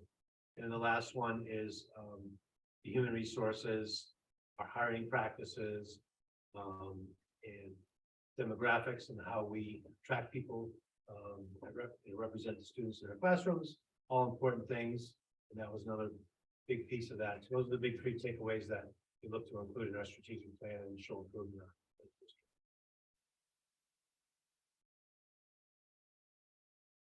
So we added this just to, because it's May, we wanted folks to stay excited about things that are happening, but what's coming down pike. The first one with the accountability percentile. That data will be available in the fall, and we will have a separate presentation and refer back to this goal. It won't be forgotten, and show how we did and how we plan to improve. Flying classroom program, I kind of spilled the beans on this already. It's coming back by popular demand for FY24, and the expansion of literacy and math progress monitoring in grades 6 to 12. We're going to look more into, and this could be another Heidi questions if you want to dive into this, but we invested into some Lexile assessments that look at literacy and give us a clear picture of where students are and their literacy abilities, which connects across, we believe, all parameters of learning. And then the social emotional development, driver 2, we're going to continue our peer work and include some of the recommendations we got tonight. To look at like groups and follow them through now that we have one way to measure them. Sure. Adopting a character strong K-12 curriculum. Folks have been asking for this. Open Circle has kind of gone by the wayside, and we had a void there. So I think this is really good. I know Greg Maneri's been working hard with Driscoll on a few teachers checking this out and getting feedback. Really has come back as an overwhelmingly positive curriculum. And I really like that it's gone from just having it at elementary to increasing it all the way from 3 to 22. So we're going to look to implement that next year. So that'll be exciting to look at how that, like the reading program, impacts our learning and development and social emotional improvement for children. Grade 6, end of year HSA pilot results. So the results we first showed tonight are our first time. They're just one assessment at one point in time. The obvious question is, why don't we do it, again later on and see if there's change? So we're piloting that right now. We are doing that with the 6th grade. So we'll report back to you on how that went and look to expand that maybe K through 12, or 3 through 12 next year to get more data on our kids in the peer data. Driver 3, the independent equity audit. I think I talked a little bit about that, but make sure those priorities are reflected in our strategic plan, and then monitor the hiring practices and recruitment. I know Mr. Adams is already working with Ms. Driscoll, our HR director, I think for several months now on our hiring practices. So we have a jump start on that. Next is the next goal is the development of a strategic 3 to 5 year plan. Goal 2 of the student learning goal. And the bullets basically here say working with a representative group, come up with a strategic plan. A lot of the feedback we were getting was that pillars were good and fine, but there wasn't a lot of structure in our goals and specifics, objectives to reach them. Understandably getting through COVID, but not using that as an excuse anymore that we need a clear plan. And the timing was good because our strategic plan ends this year. So we're in a really good place. And again, so we think strategic plan should actually hit all of these. And that's our job, make sure it does. All the standards here. And we wanted to give a shout out to all the folks, including some of them in the room that have put in many, many hours of time, but also those in the community that have gone to the focus groups, that have participated in surveys. Most would agree that are in the room that are on this committee, that we had a wealth of data and information to use. So thank you to all these folks. And then just an update on where we are with this process. So we had a comprehensive process. We had informational sessions with community. We had parent caregiver forums. We had what's up there is we had student forums as well. And we had staff forums. We had thought exchange, which is one of our survey mechanisms that we use in-house. And we had a traditional survey that that our TLA group used. And I want to mention that we are using an outside group to do this, under the auspice of full transparency, and that this isn't an inside job. It's having professionals come out and actually facilitate the work with us, which we're proud of. So the working sessions are ongoing. They're 3-hour meetings, and they're virtually every week. And there'll be an upcoming school committee presentation culminating in June, where we'll present the work, and then the school committee will vote on approving that. And at that time, we hope to have a really clear, high-functioning 3 to 5 year strategic plan that will guide our work, encompassing all the things we talked about this evening. And here's a little colorful. I like this slide. Pretty, but it drills down a little bit for folks that want to read into this, that get this in the upcoming days. Just some of the details of what the group has done. And it's my way of saying thank you, because when you put it like this, there is a lot of meetings and a lot of work but there's also a strategy coming up. I want to make sure folks saw that on this. And this was my professional practice goal. Sad to say, I'm a graduate soon of the NSIP program, which is the new superintendent induction program. I guess won't be able to be called new or rookie anymore. But I want to thank the folks from the Mass Association of School Superintendents. I want to thank the committee in supporting me and being in this 3-year program. I learned a ton. I continue to learn. I think the best takeaways was the network I was able to develop of colleagues that I have on my cell phone, and I can text and call when those unique problems come up and you want to get some feedback. And I also want to give a special shout out to the Lighthouse Group. That's a local area group of superintendents that took me in under the wing year 1. I made many friends and colleagues there, and I've got people there that are mentors that I can reach out to and help me. So I'm well supported, and I learned a lot. And I think the last thing I learned is to keep on learning, and this is just the start of my learning process. So I promise you that will continue to be part of my professional practice goals moving forward. Here are some of the things that I think I took away from that. Standards of the categories there over the 2 years, culminating this week.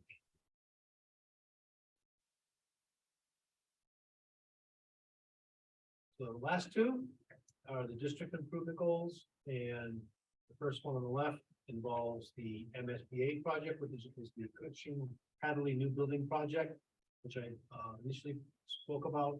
And that is, the goal was to meet all the benchmarks, which are specifically spelled out. They're intense and they're collaborative. And then the second goal on the right is the great feedback I received from the committee last year with good direction on proactive communication that provides our community with accurate and timely information, both hugely important. Accuracy of our communication and the timeliness of it that engages our public, unifies our public, bless you, and just creates that sense of transparency that people need and want and strive for. So here's a couple of highlights. I'll get into more detail the next slides. These are some of the spots that they hit in the rubric. Mostly the latter 3 standards.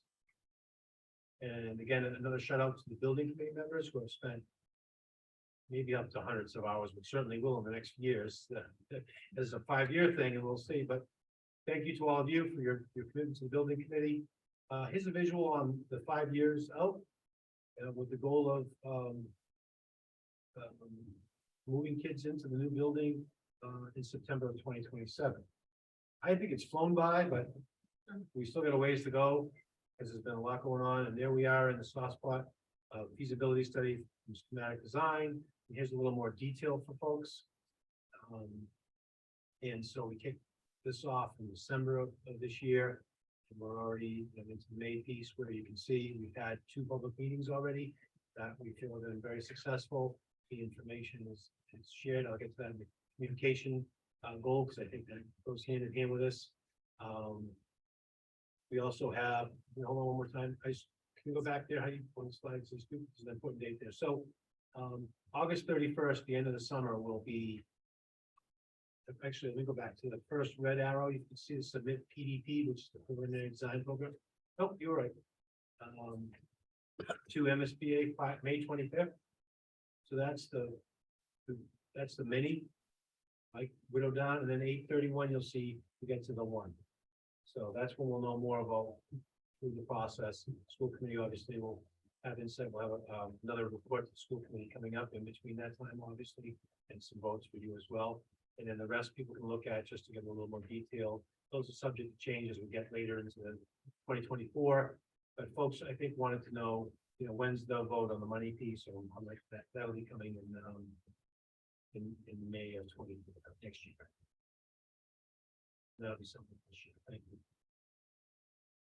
And so this is kind of a nice segue to the MSBA goal, into the communication goal, our new website, and we have a page just for the building project. I think Heidi's going to try to pop out and give a little sampling of that for folks. And if you are new to this and you're listening, you go to cit.org, cit.org, and go into the community tab, you're going to find this. And you can see here we have everything that, what is the project, the why, all meetings are, and meeting agendas and notes are here. Public meeting forums are here, all the drawings, all the information. So everything that we know is accessible to the community on one simple page of the project, with a little historical perspective on the master plan all the way back to 2008, visioning work we've done. So really want to emphasize one-stop shop for people that can go there, and if you want to direct people to there, it's again achieving our communication goal, but also making it simple for people to catch up, to stay up to date on the building project.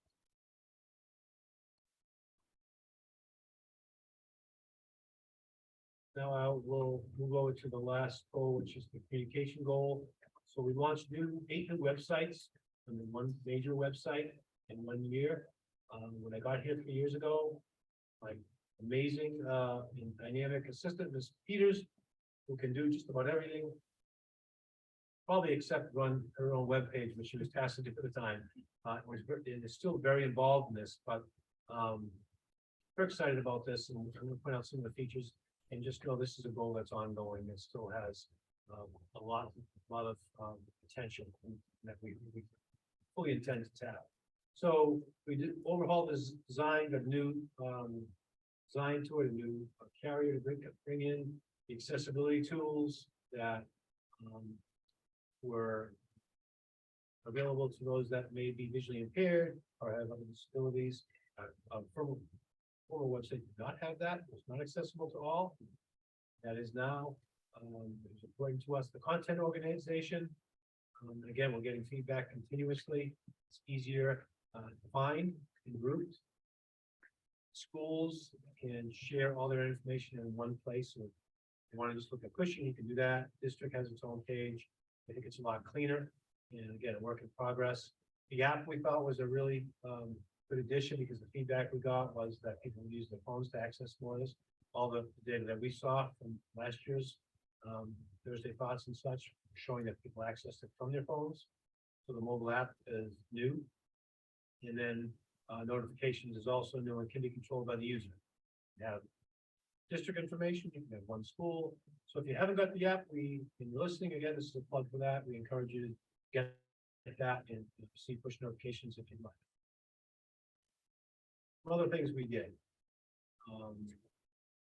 Clear, concise, consistent, and easily accessible information. So we established a digital communications team, which we call Digital Comms. Believe it or not, it was Kim and Emily Matthews myself at the first year. Second year, we involved, or this year we involved the technology team and expanded that to have an actual team, which has really been, they've been doing unbelievable work. So I want to thank the digital comms team. So they're the folks that now can train the trainers to be the hub, which is great. They implement communications and teaching training. So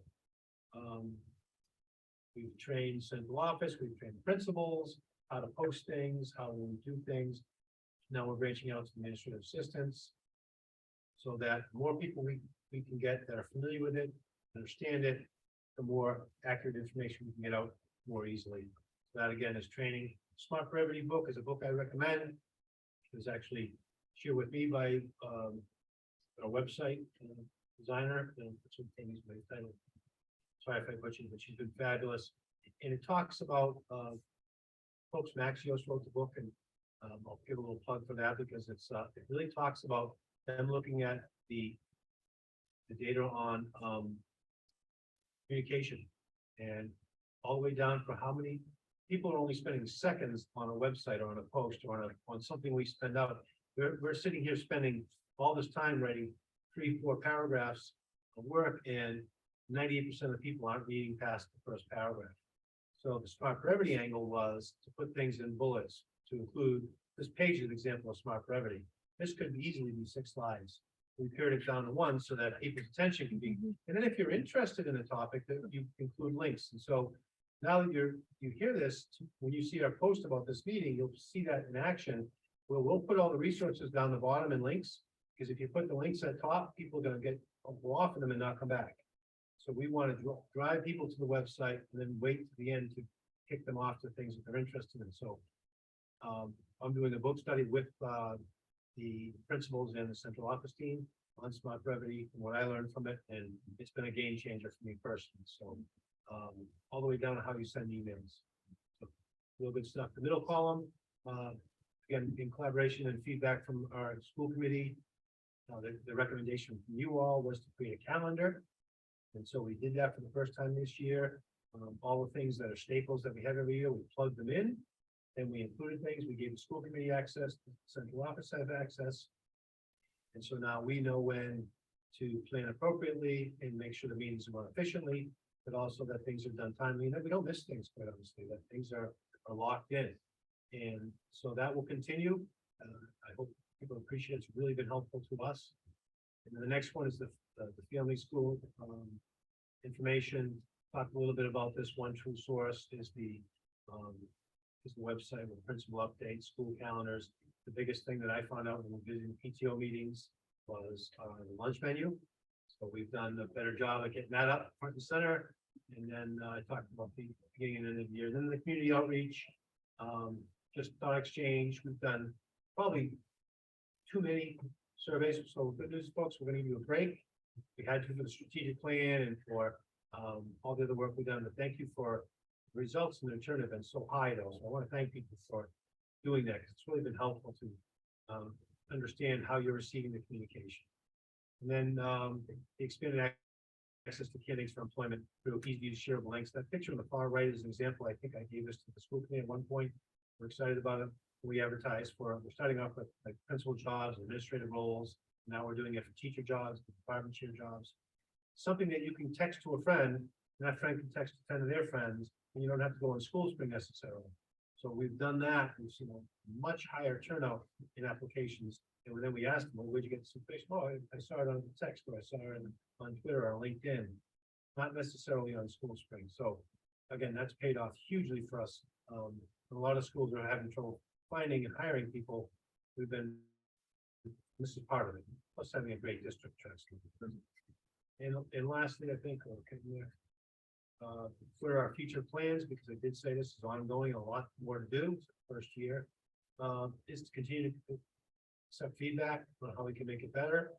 A parent portal, which has been good feedback that we've gotten, where parents can go and just get one-stop shop and get things and refer their friends from Facebook to there and resolve some disputes maybe.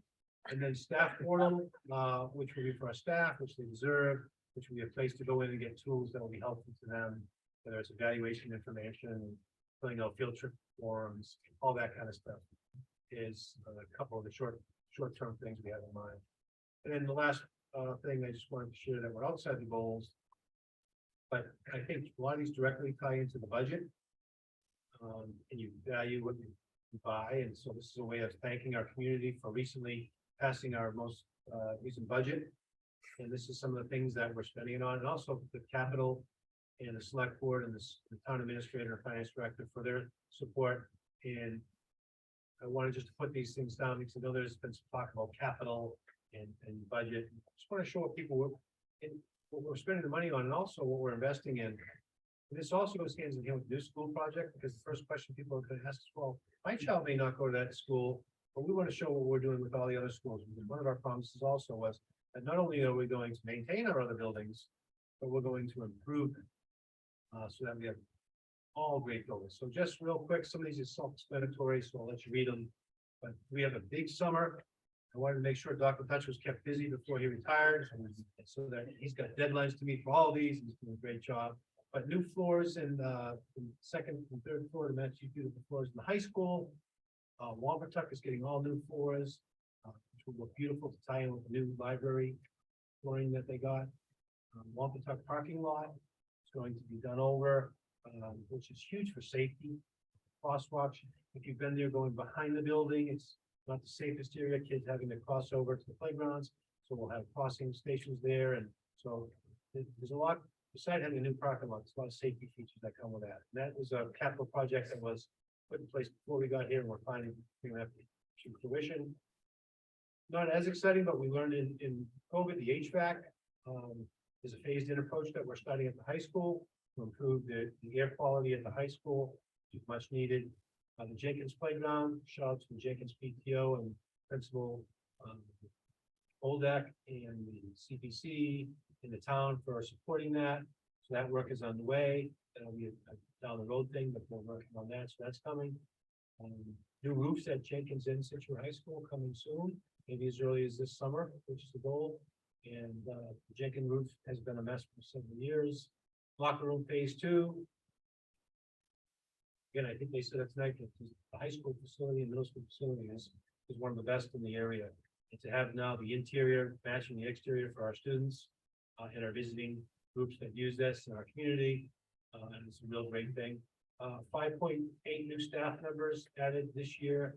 We didn't, I don't think, we had 1 or 2 last year, so I think we're proud of that. And that's a reflection on looking at enrollment, our commitment to low enrollment, which is up here. Directly coordinated with that in our social emotional, adding the position or so we had the CBA, BCAB position to help with our students there and our staff. A new resource officer, which hasn't been talked about a lot, but huge benefit for us for visibility, for safety, and for community connections. And then the school safety response training.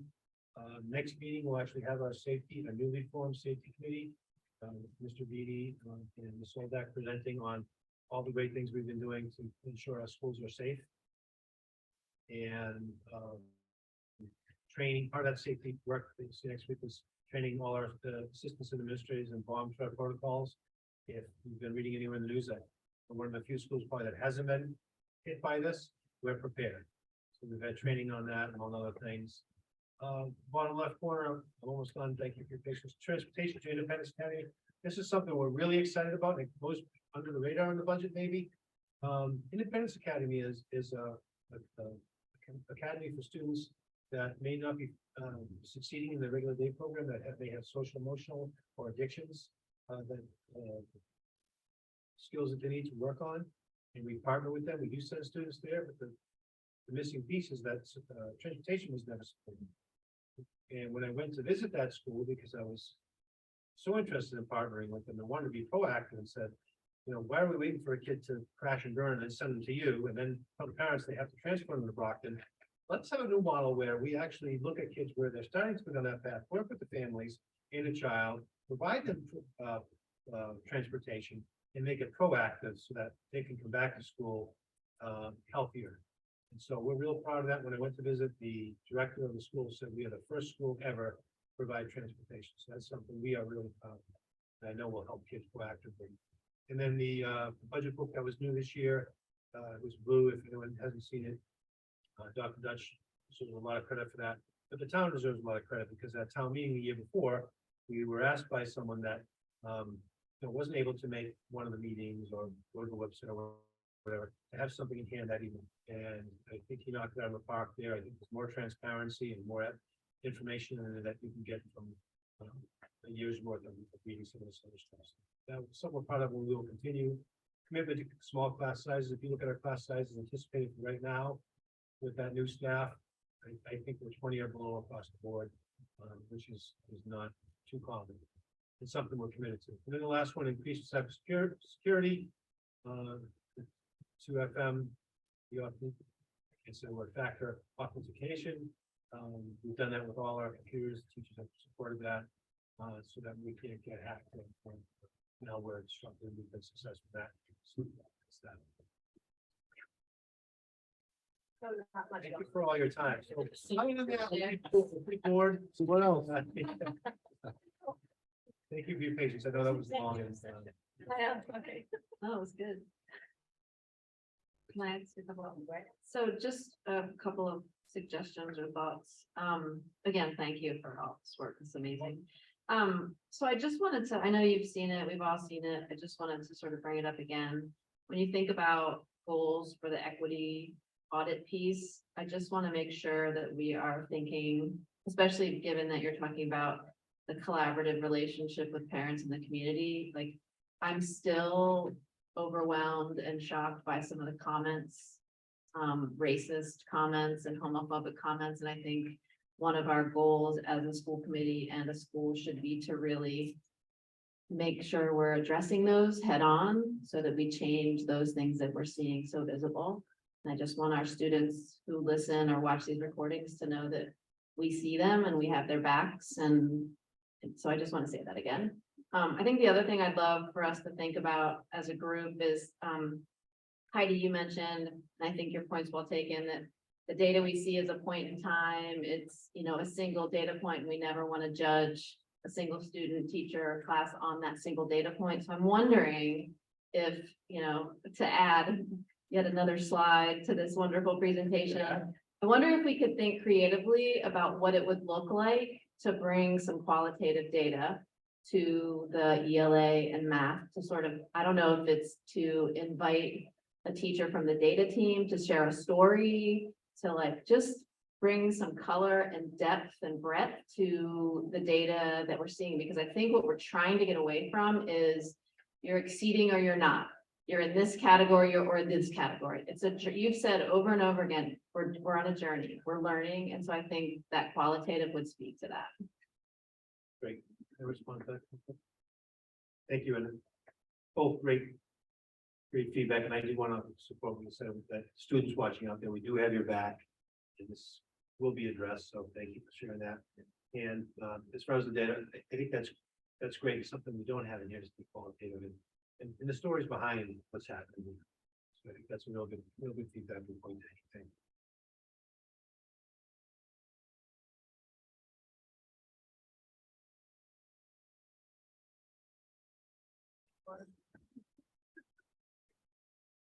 Again, where I work. Yeah. You know how to get a hold of me. Well, I want to ask you one question about something, that we should be very proud of, and that's the transportation. And you said Independence Academy, it's in Brockton, but how many communities do they serve? Where is their, where are their students from? I think they go as far as Braintree. I think they go, they're all in the South Shore. And even there's one in Boston. I think there's only one in Boston, one in Brockton. Every school has to choose between those two. So there's, it's not Brockton's not easy to No. or other places. And so I actually had one superintendent already reach out and say, well, if I have a student, maybe we could chip in. So I think it's the hope that we may branch out and get some more collaborative where we can have transportation for all kids. And how many students do they serve? It's not a huge. It's under 50, small number of students. I'm saying about, I've been there too. 30. I mean, it probably varies, but some kids might go for 45 days, others, so with a year ago. Okay. Still a good amount of kids that don't have transportation. Correct. Yeah. And it is a problem. It's deterrent too, sometimes the parents agree to it because If it's, when after this work and. and if they're like in a desperate time of their life, they Correct. need that extra help.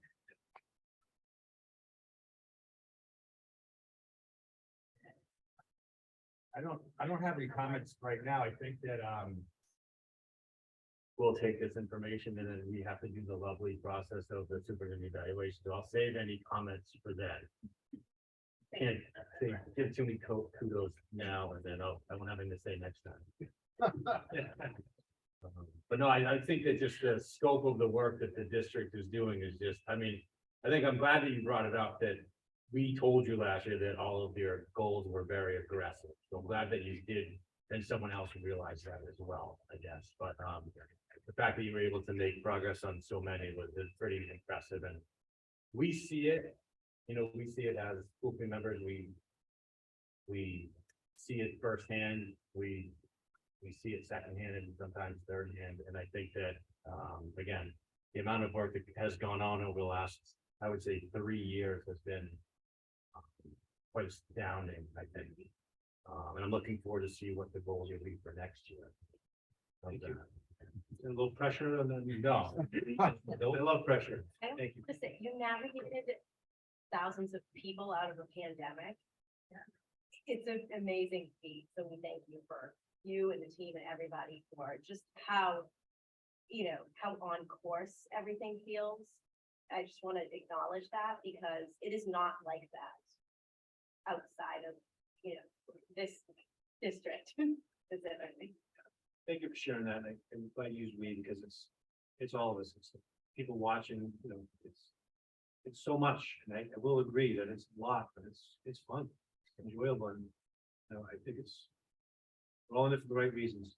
We having that mindset, we always can do better for our kids. Ultimately, that's the hope. Thank you. And I think that leadership has put us in a position to be looking at things like flying classrooms and opportunities that we aren't sort of stuck. We are moving forward. Just really wonderful. Anybody else? So we'll do our job now. One of our jobs and I'll send you an email and come in. Perfect. Thank you. And Assistant Superintendent Driscoll. You're back.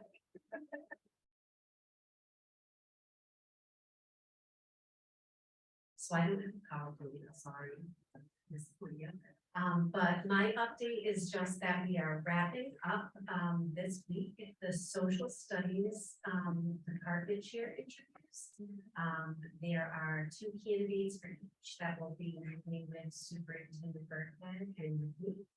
And I want to thank the interview committee because, as some of you who have been on interview committees, it's a time commitment, and they do such a good job.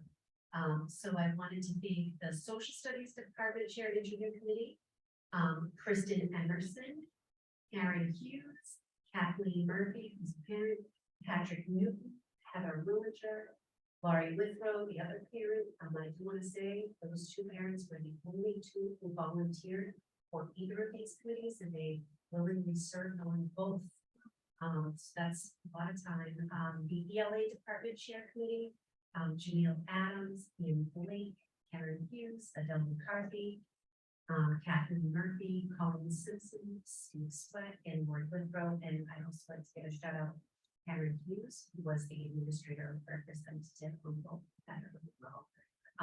We have just had our staff and our parent open meetings to talk about the Hatherley Principal Interview Committee, and that process is going. The team orientation is this Thursday, if I'm not mistaken. And then hopefully we will be moving that process forward and appointing someone well before the end. Any questions? Just a question on the department heads, are those the two finalists or those are the only two applicants? Oh, we did actually have applicants. So the committee move two to the final? Yes, Okay. well, the committee's an interview committee, they don't actually vote and move people, but thankfully their general consensus did match, the two. So, Thank you. Thank you. thank you.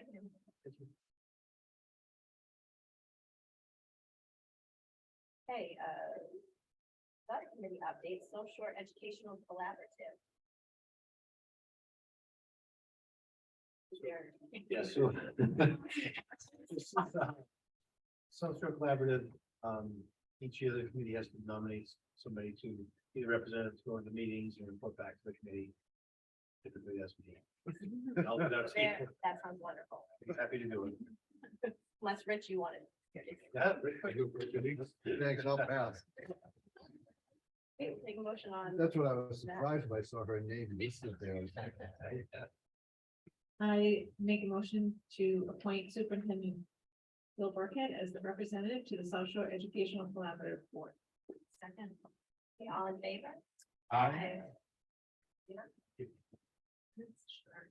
Lots of minutes on deck here. Any? Anything on those? Okay. I make a motion to approve the February 27th, 2023 minutes as written. Second. All in favor? Aye. I have to abstain, sorry. One abstention.